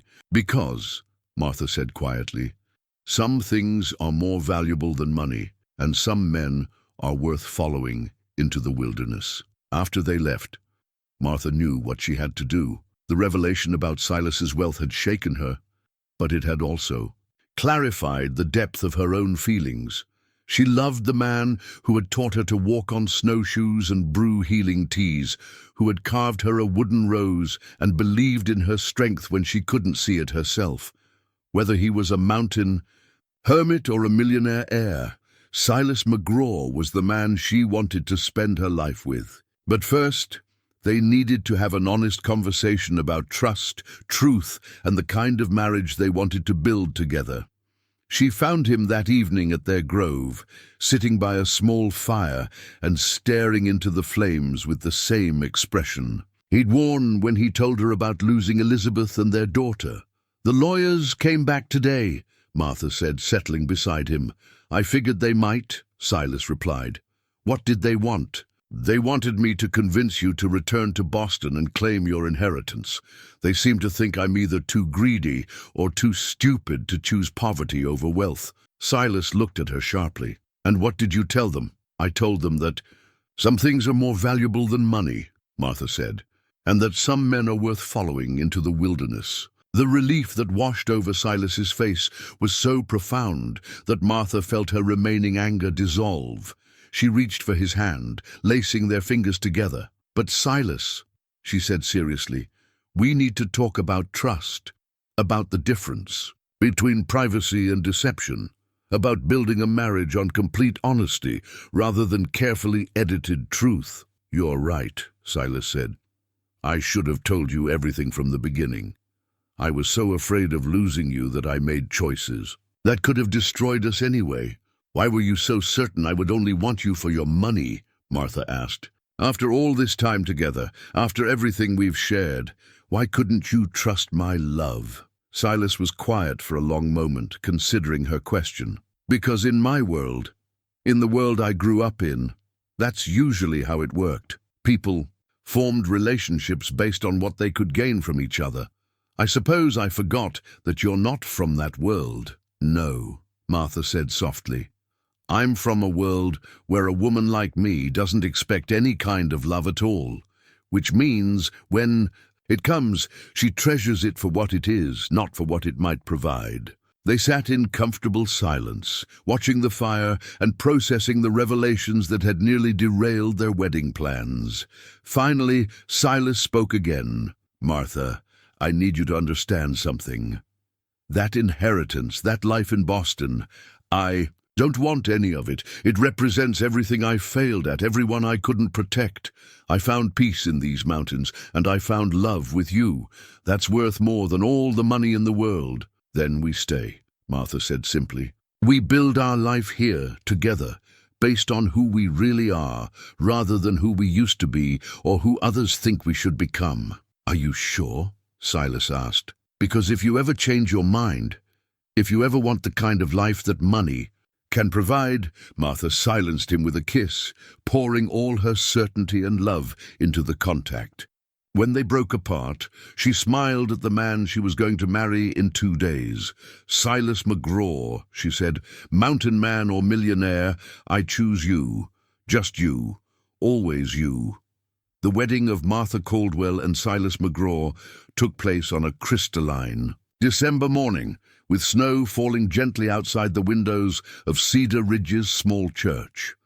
Martha wore a dress of deep green wool that she had sewn herself, simple but elegant, with the wooden rose Silas had carved for her pinned at her shoulder. Silas stood waiting at the altar in his finest clothes, the mountain gold wedding ring gleaming on his finger as he watched her walk down the aisle. The ceremony was small. Mr. Henley gave Martha away in the absence of family. Sarah Jenkins served as her witness, and a handful of townspeople filled the pews. Notably absent were Mrs. Pritchard and her circle, who had made their disapproval clear by boycotting the entire event. Their absence felt like a blessing rather than a loss. Do you, Martha, take this man to be your lawfully wedded husband, to have and to hold, in sickness and in health, for richer or poorer, for as long as you both shall live? Reverend Morrison asked. I do, Martha said, her voice clear and strong as she looked into Silas's blue eyes. Do you, Silas, take this woman to be your lawfully wedded wife, to have and to hold, in sickness and in health, for richer or poorer, for as long as you both shall live? I do, Silas replied, his deep voice carrying absolute conviction. When the Reverend pronounced them husband and wife, Silas kissed Martha with such tender joy that the small congregation burst into applause. Martha felt as if her heart might burst with happiness as she realized that after 32 years of believing herself unworthy of love, she had found not just affection, but the kind of deep partnership she had only read about in books. The reception in the church hall was modest but heartfelt, with music provided by local musicians and food contributed by the few townspeople who had genuinely supported their union. As Martha danced with her new husband, she caught sight of a map spread on one of the tables, Silas's hand-drawn guide to his mountain cabin, complete with landmarks and alternate routes. Our honeymoon destination? Martha asked, nodding toward the map. Our new home, Silas corrected. I know it's not much compared to what most brides expect. It's perfect, Martha interrupted. It's ours. They planned to leave for the mountains the following morning, before the winter storms grew too severe for safe travel. Martha had spent the previous week packing her few possessions and learning to identify the essential supplies they would need for an extended stay in the wilderness. Her entire life now fit into 2 leather bags and a wooden crate of books, but she felt richer than she ever had before. That night, Martha spent her last evening in the room above the general store, writing in her journal one final time before beginning her new life.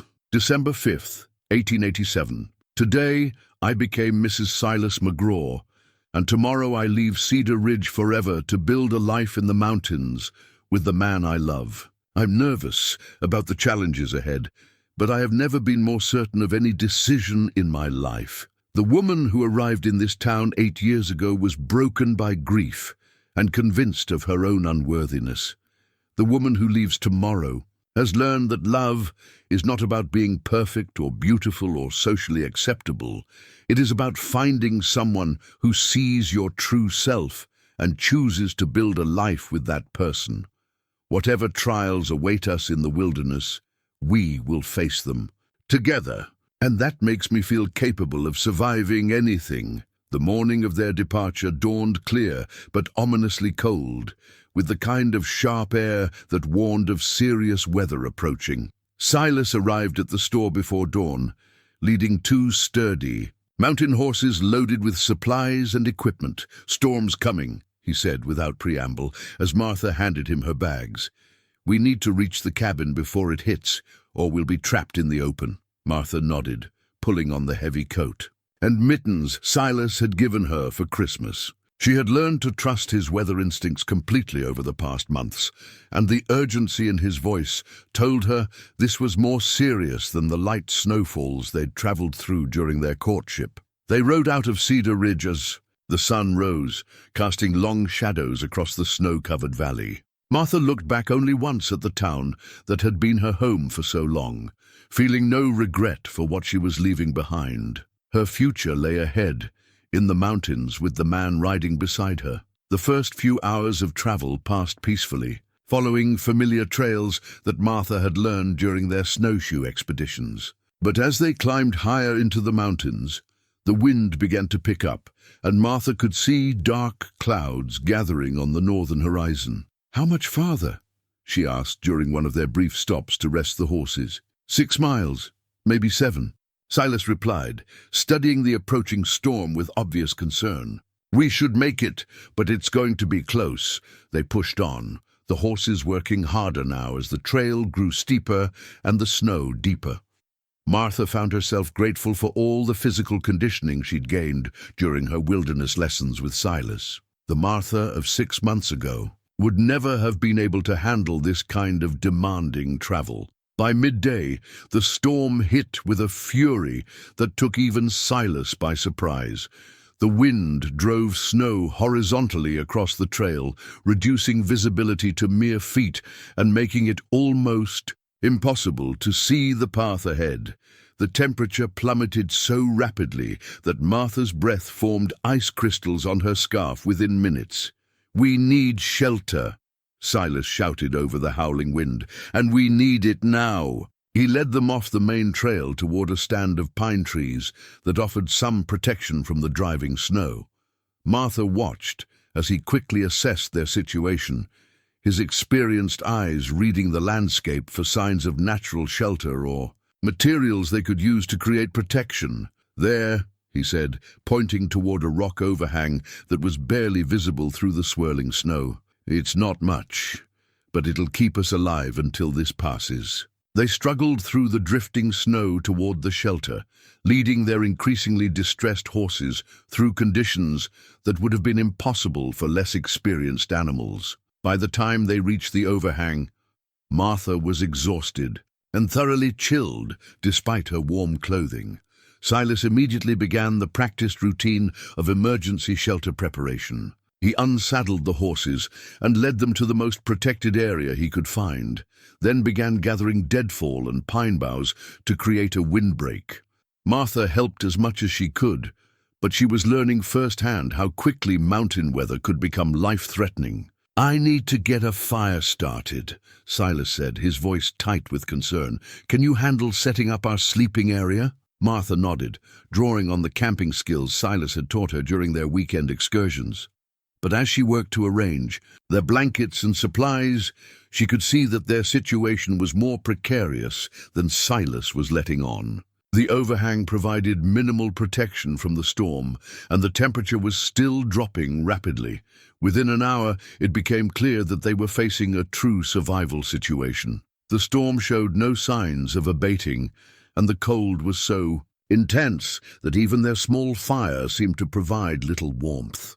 Martha found herself thinking about the medicine pouch Silas had given her, now packed somewhere in their supplies, and wondering if she would need to use her wilderness healing knowledge sooner than expected. "Martha," Silas said, coming to sit beside her by the inadequate fire, "I need you to listen to me carefully. This storm is worse than anything I've seen in these mountains. We're going to have to rely on everything I've taught you about survival." Martha saw the worry in his eyes and felt a chill that had nothing to do with the temperature. "What do you need me to do?" "First, we need to conserve our body heat," Silas said. "That means sharing our warmth and staying as close together as possible. Second, we need to ration our food and water. We don't know how long we'll be trapped here. Third, if something happens to me, you need to know how to signal for help and how to survive on your own." The last part of his instruction made Martha's heart clench with fear. "Nothing's going to happen to you." "I hope not," Silas replied, "but mountain storms can kill experienced travelers as easily as greenhorns. I need to know you can take care of yourself if necessary." As the day wore on and the storm continued to rage, Martha began to understand the full scope of what Silas had been trying to prepare her for during their months of courtship. This wasn't just an adventure or a romantic wilderness honeymoon. This was a test of whether she truly had what it took to survive as a mountain woman. The temperature continued to drop as darkness fell, and their small fire struggled against the wind and snow that found every gap in their makeshift shelter. Martha huddled close to Silas, sharing their combined body warmth under every blanket and coat they possessed. "Tell me about the cabin," Martha said through chattering teeth, trying to distract herself from their dangerous situation. "It's solid," Silas replied, his arm tightening around her. "Stone foundation, thick log walls, and a fireplace that can heat the whole place. There's a root cellar stocked with preserved food and a well that never freezes. Once we get there, we'll be safe and comfortable." "How did you build it by yourself?" Martha asked. "Took 3 summers," Silas said. "I'd work on it during the warm months and spend winters in a much smaller shelter. Every log, every stone was placed by hand. It's not fancy, but it's built to last." As the night deepened and the storm continued its assault, Martha found herself drawing on reserves of strength and determination she hadn't known she possessed. When their fire began to die, despite their efforts to keep it going, she helped Silas gather more wood in conditions that would have terrified her months earlier. When ice began forming inside their shelter, she used techniques he'd taught her to redirect the wind flow and protect their sleeping area. Most importantly, when she saw the exhaustion and worry in Silas's face, Martha realized that for the first time in their relationship, he needed her strength as much as she needed his. "Sleep," she told him, as the storm raged outside their fragile shelter. "I'll keep watch and tend the fire." "Martha, you don't have the experience." "I have enough," she interrupted firmly. "You've taught me well, Silas. Trust me to take care of us." As her new husband finally allowed himself to rest, trusting her with their survival, Martha McGraw sat by their small fire and felt the last of her old identity fall away. The timid store clerk, who had been afraid of her own shadow, was gone forever. In her place sat a mountain woman, tested by the wilderness and proven worthy of the life she had chosen. The storm that threatened to destroy them on their wedding night was about to become the crucible that would forge them into true partners, capable of facing any challenge the mountains might throw at them. But first, Martha would have to prove to herself and to Silas that she was strong enough to save them both. Martha woke to the sound of Silas groaning in pain and the terrible realization that their fire had died to barely glowing embers. The storm still raged outside their shelter with undiminished fury, and the cold had become so intense that ice crystals had formed on the inside of their makeshift windbreak. "Silas," she whispered, immediately alert despite her exhaustion. "Something's wrong with my shoulder," he said through gritted teeth. "I think I pulled something trying to reinforce our shelter during the night. Can't lift my right arm properly." Martha felt her heart sink as she understood the implications. Silas's right arm was his dominant side, essential for the heavy work of maintaining their fire, gathering wood, and managing their survival in these brutal conditions. Without full use of both arms, he would be severely handicapped just when they needed all their strength to stay alive. "Let me see," Martha said, carefully helping him remove his coat despite the bone-chilling cold. Even in the dim light of their dying fire, she could see that Silas's shoulder was swollen and he couldn't raise his arm above chest level without obvious pain. Her mind raced through the wilderness medicine lessons he'd taught her, trying to remember treatments for muscle injuries and strains. "It's not dislocated," she said after a careful examination, "but it's a bad strain or possibly a small tear. You need to rest it completely or risk permanent damage." "I can't rest it," Silas said grimly. "We need wood for the fire. We need to reinforce our shelter, and if this storm doesn't break soon, we'll need to dig ourselves out or risk being buried by snow." "Then I'll do it," Martha said simply. Silas stared at her through the dim light. "Martha, you don't understand what you're saying. Gathering enough wood to keep us alive in these conditions isn't something you can learn overnight. It requires someone who cares more about keeping us both alive than about whether she's strong enough or experienced enough," Martha interrupted. "You taught me how to read the forest for deadfall, how to judge whether wood is dry enough to burn properly, and how to break branches without tools. I may not be as fast or as strong as you, but I can do what needs to be done." Before Silas could protest further, Martha was already moving. She used her knowledge of wilderness medicine to prepare a poultice from pine needles and snow that would reduce the swelling in his shoulder, then bound his arm against his chest to prevent further injury. "Keep the fire going with what we have." "Left," she instructed, pulling on her heaviest coat and mittens.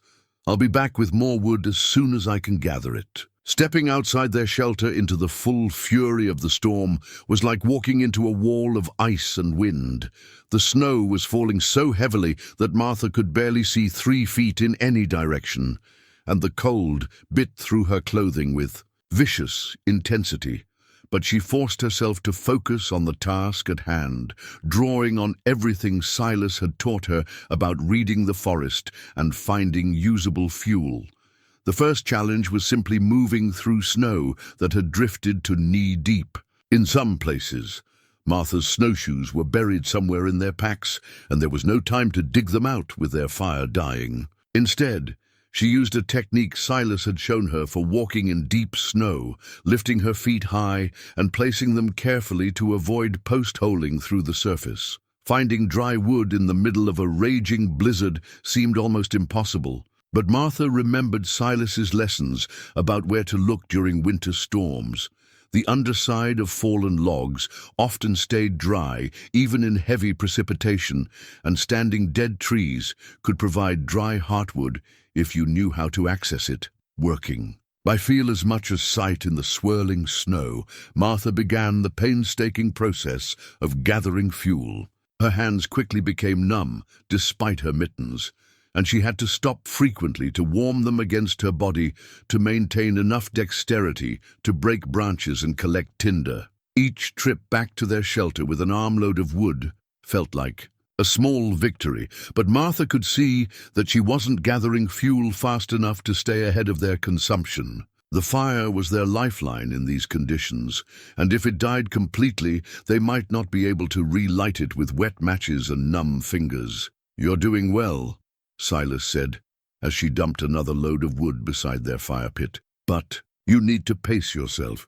This storm could last another day or more." Martha nodded, gasping from the exertion of working in the thin mountain air and brutal cold. She was learning firsthand why mountain survival required such physical conditioning and mental toughness. Every simple task became exponentially more difficult when performed in life-threatening conditions. On her 4th trip outside, disaster nearly struck. Martha had ventured farther from their shelter in search of larger pieces of deadfall when a sudden gust of wind disoriented her completely. The swirling snow created a whiteout that made it impossible to determine which direction she'd come from, and for several terrifying minutes she couldn't find her way back to Silas. The panic that threatened to overwhelm her was unlike anything she'd ever experienced. She was alone in a killing storm, rapidly losing body heat, with no clear idea of how to find the shelter that meant the difference between life and death. This was the moment when a less prepared person might have made the fatal mistake of wandering in circles until exhaustion and hypothermia claimed them. But Silas's training proved its worth. Instead of giving in to panic, Martha forced herself to stop moving and think systematically about her situation. She remembered his lessons about using wind direction and terrain features for navigation, and how to read subtle signs that most people would never notice. The wind was coming primarily from the north, which meant their shelter should be roughly southwest of her current position. More importantly, she could smell the faint trace of wood smoke from their fire, barely detectable, but enough to give her a general direction. Following these clues with the careful patience Silas had taught her, Martha managed to work her way back to safety. "Thank God," Silas said as she stumbled back into their shelter, covered with snow and shaking from both cold and fear. "I was about to come looking for you, bad shoulder or no bad shoulder." "I'm fine," Martha said, though they both knew how close she'd come to disaster. "But I learned something important out there. I'm stronger than I thought, but the mountains are more dangerous than I understood." As the long day wore on and the storm continued unabated, Martha settled into a rhythm of fuel gathering and fire maintenance that pushed her physical and mental limits. Her hands were raw from handling rough wood in bitter cold, her legs ached from trudging through deep snow, and her lungs burned from breathing the frigid air. But with each successful trip, each time she managed to coax more heat from their small fire, Martha felt something fundamental changing inside her. The woman who had once been afraid to walk alone after dark in Cedar Ridge was now venturing into a killing blizzard to gather the fuel that would keep them both alive. "You're not the same person I met in that store," Silas observed as Martha carefully fed their fire with wood she'd gathered, despite conditions that would challenge an experienced outdoorsman. "No," Martha agreed, warming her numb hands over the flames she'd fought to maintain. "I'm becoming who I was, always meant to be." The second night of the storm brought their most dangerous challenge yet. Despite Martha's heroic efforts to gather fuel, their wood supply was running dangerously low, and the temperature had dropped so severely that even their small fire couldn't prevent ice from forming inside their shelter. Worse still, Silas's condition had deteriorated. The combination of his injured shoulder and the brutal cold had triggered a fever that Martha recognized from her wilderness medicine training as potentially life-threatening. His body was struggling to fight off infection while maintaining core temperature in conditions that challenged even healthy individuals. "Silas," Martha said, pressing her hand to his forehead and feeling the alarming heat radiating from his skin. "You're burning up. I need to get your fever down before it gets worse." Through his delirium, Silas managed to point toward the medicine pouch Martha had been carrying since their wedding. Inside, she found the herbs and supplies he'd taught her to use for treating fever and infection: willow bark for reducing temperature, echinacea for fighting illness, and the makings of poultices that could help his body heal. But preparing the medicines required boiling water, which meant maintaining their fire at a level that was rapidly consuming their remaining fuel. Martha faced an impossible choice: use their precious wood to treat Silas's fever, or conserve it to prevent them both from freezing to death. The decision took less than a second. Her husband's life was worth any risk, and she would find a way to keep them both alive regardless of the challenges. Working with the desperate efficiency of someone who understood that failure meant death, Martha prepared the fever-reducing tea while simultaneously planning her next fuel-gathering expedition. But this time, she would have to go farther from their shelter and stay out longer, searching for the kind of substantial deadfall that could sustain their fire through the remaining hours of the storm. "I have to leave you for a while," she told Silas, who was drifting in and out of consciousness. "Drink this tea every hour if you can. It will help bring your fever down." Stepping out into the storm for what might be her final fuel-gathering trip, Martha found herself facing conditions that had somehow grown even worse. The wind was now strong enough to knock her off balance, and the snow was so heavy that she couldn't see her own hands extended in front of her. But desperation had given her a clarity of purpose that cut through fear and exhaustion. Somewhere in the wilderness around their shelter was the wood they needed to survive. Her job was to find it and bring it back, regardless of the personal cost. Moving carefully through the whiteout conditions, Martha began searching for the kind of substantial deadfall that could burn long and hot enough to see them through the crisis. She found herself venturing farther from safety than she'd ever gone before, following her instincts and the wilderness skills Silas had drilled into her during their months of training. When she finally found what she was looking for, a massive pine tree that had fallen recently enough to have dry wood in its core, Martha faced her greatest physical challenge yet.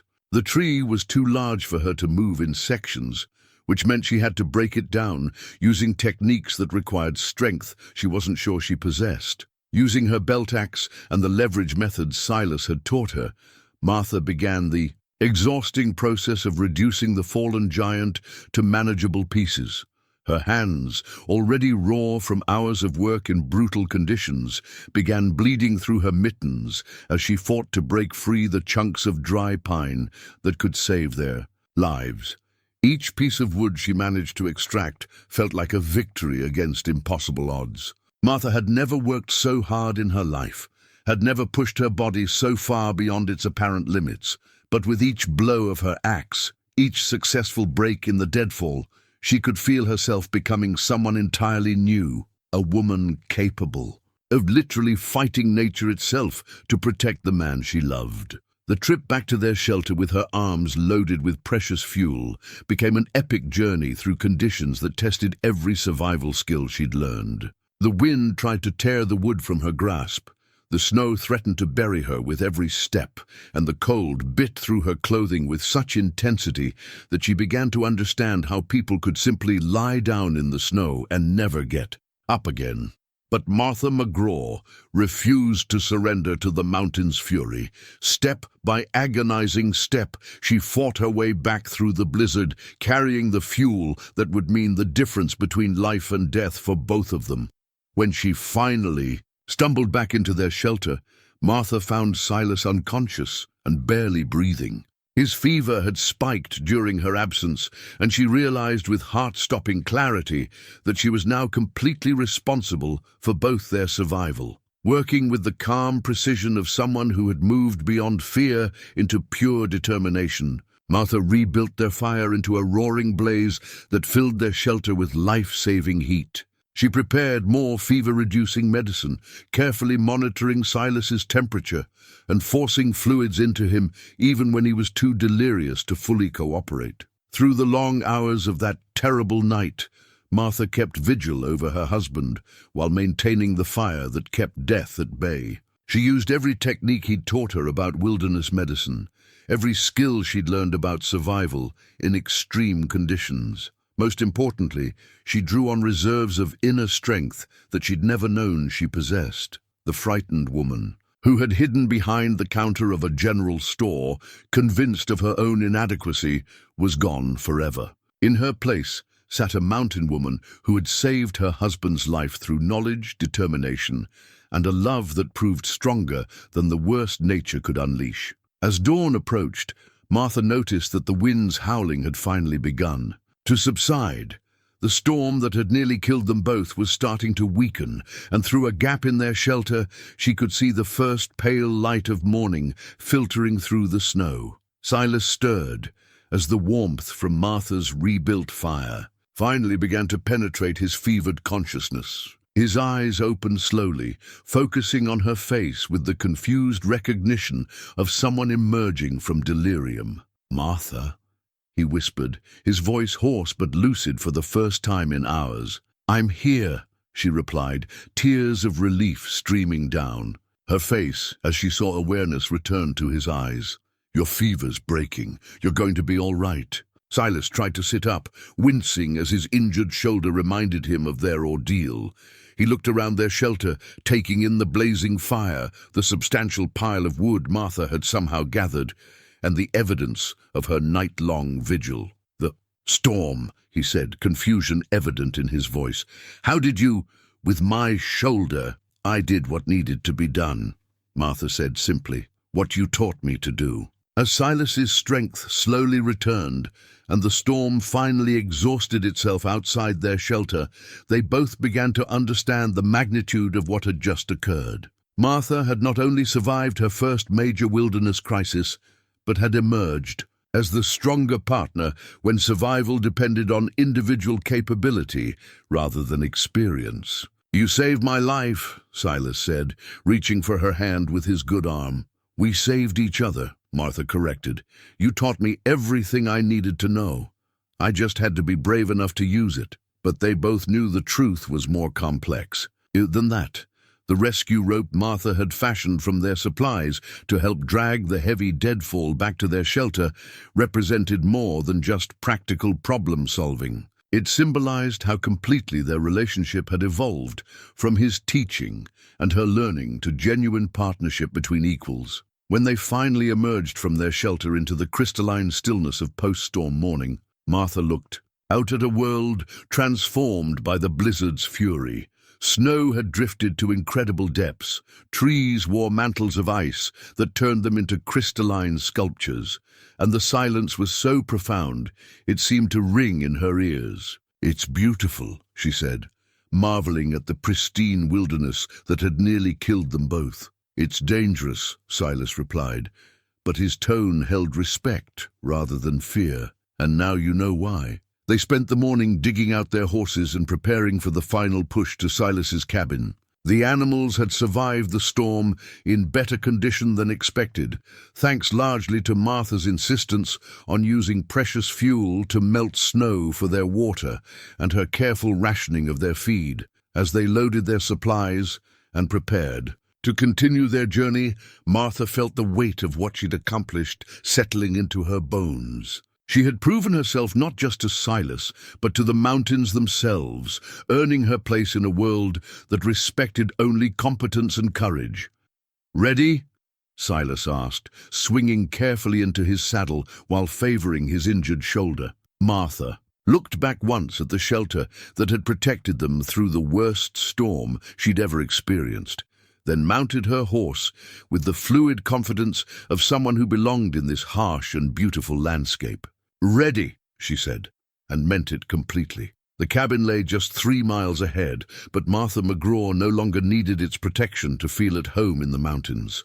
She had found her true strength in the crucible of the blizzard, and both she and Silas knew that whatever challenges their new life might bring, they would face them as equal partners, united by love and tested by the wilderness itself. 6 months later, Martha McGraw stood in the doorway of their mountain cabin, watching. Her husband split wood in the morning sunshine. His shoulder had healed completely from their wedding night ordeal, but more importantly, the shadow of self-doubt that had haunted him since losing his first family was finally gone. In its place was the quiet confidence of a man who had found his true home and his perfect partner. The cabin itself was everything Silas had promised and more. Built from massive pine logs, with careful attention to both function and beauty, it felt like a fortress against the wilderness, while remaining completely in harmony with the natural landscape. The interior was warm and comfortable, with a stone fireplace that could heat the entire space, hand-carved furniture that showcased Silas's artistry, and windows that framed spectacular views of the surrounding peaks. But the most treasured item in their home was neither practical nor beautiful, in any conventional sense. Hanging on the wall above their fireplace was a quilt that Martha had sewn during the long winter months, made from pieces of fabric cut from both their old clothes, his worn work shirts, and her simple dresses from their previous lives. The quilt told the story of their transformation, how two separate people with distinct histories had woven their lives together into something entirely new and beautiful. "Morning, Mrs. McGraw," Silas called out, pausing in his wood-splitting too. "Smile at her. Sleep well. Better than I ever did in town," Martha replied, which was absolutely true. The silence of the mountains, broken only by natural sounds of wind and wildlife, had proven more restful than any civilized comfort. Martha had adapted to mountain life with an ease that surprised them both. The skills Silas had taught her during their courtship proved to be just the foundation for capabilities she continued to develop. She had become an accomplished hunter, an expert at food, reservation and herbal medicine, and a wilderness guide who could navigate terrain that would challenge experienced outdoorsmen. More importantly, she had discovered a sense of purpose and fulfillment that had been missing from her life in Cedar Ridge. Here, her intelligence and nurturing instincts weren't wasted on small-town gossip and social pretensions. Instead, they were essential. Tools for building and maintaining a life that depended entirely on competence and mutual support. Their isolation wasn't complete, however. They received occasional visits from other mountain dwellers, traveling merchants, and even some of the more adventurous townspeople from Cedar Ridge. Word of Martha's transformation had spread through the region, and she found herself becoming something of a legend among women who had always felt constrained by society's narrow expectations. Just last month, they had received an unexpected visitor who brought news that warmed Martha's heart more than any expensive gift could have. Sarah Jenkins had ridden up to their cabin with her new husband, a young rancher who looked at her with the same kind of devoted admiration Silas showed Martha. "I wanted you to know," Sarah had said over dinner by their fireplace, "that your wedding changed things in Cedar Ridge. Seeing you choose love over security, seeing how happy you are, gave other women courage to follow their hearts instead of just accepting what was expected of them." Sarah had gone on to explain that 3 more couples had married for love rather than convenience since Martha's departure, including one woman who had defied her family's expectations to marry a man they considered beneath her social station. "Mrs. Pritchard still talks about your shameful example," Sarah had added with a laugh, "but fewer people listen to her anymore. Amazing how a woman's opinions carry less weight when her predictions prove completely wrong." The validation meant more to Martha than she could express. To know that her choice had inspired other women to seek genuine happiness, rather than settling for social approval, felt like the most meaningful legacy she could hope for. But it was the quieter moments of their daily life together that brought Martha the deepest satisfaction. Evening conversations by the fire, where she and Silas shared stories, dreams, and the comfortable silences of people who truly understood each other. Morning coffee on their cabin's porch, watching the sunrise, over peaks that never failed to take her breath away. The countless small gestures of care and affection that built a foundation stronger than any romantic declaration. During one particularly memorable evening, as they sat together reading by lamplight, Silas had looked up from his book and said, quietly, "I never thought I could be this happy again." "Neither did I," Martha had replied. "I spent so many years convinced that happiness wasn't meant for women like me that I almost missed the chance entirely." "What changed?" Silas had asked. "What made you brave enough to believe in us?" Martha had considered the question seriously. Before answering, "I think it was realizing that I had been measuring my worth by other people's standards instead of my own. Once I started seeing myself through your eyes, I discovered that I was worthy of love all along." Now, watching her husband work in the morning sunshine while she planned their day's activities, Martha reflected on how completely her life had been transformed. The woman who had once hidden behind a store counter, convinced of her own inadequacy, was gone forever. In her place was Martha McGraw, mountain woman, equal partner in a marriage built on mutual respect and genuine affection. Their life wasn't without challenges. No life worth living ever was. The isolation could be difficult during the longest winter months, and the physical demands of mountain living required constant attention and preparation. But these challenges were shared burdens that brought them closer together rather than driving them apart. More importantly, every difficulty they faced together proved their strength as a partnership. The terrible storm of their wedding night had been only the first of many tests, but each one had demonstrated that they could depend on each other completely when survival itself was at stake. As Martha prepared breakfast from ingredients they had grown, hunted, or preserved themselves, she felt a satisfaction that no purchased convenience could match. This was a life built entirely by their own hands, sustained by their own efforts, and shared with someone who valued her for exactly who she was. When Silas came inside, bringing with him the sense of pine and mountain air, Martha handed him a cup of coffee and kissed him with the easy affection of a woman who never doubted her welcome in his arms. "What's on your mind?" he asked, recognizing the thoughtful expression she wore. "I was thinking about that first day you walked into Henley's store," Martha said. "If someone had told me then that I would end up here living this life, I would have thought they were describing an impossible dream."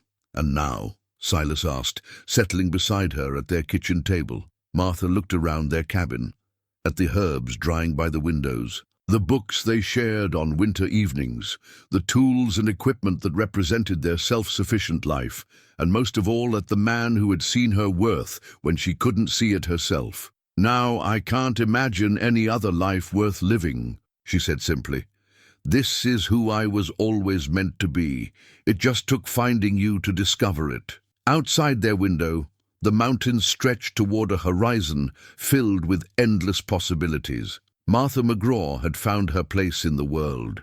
At last, not by becoming someone different, but by having the courage to become completely herself. And in that discovery, she had found not just love, but the kind of deep contentment that comes from building a life based on authenticity rather than the expectations of others. The wooden rose that had started their courtship now sat on the mantelpiece beside the mountain gold ring that had sealed their marriage, both symbols of a love story that had defied every social convention and expectation. Together, they told the tale of how true worth isn't determined by appearance or social position, but by the strength of character and the courage to choose love over fear. In the end, Martha Caldwell had never needed to become wife material for the right man. She had simply needed to find the man who recognized that she had always been perfect exactly as she was.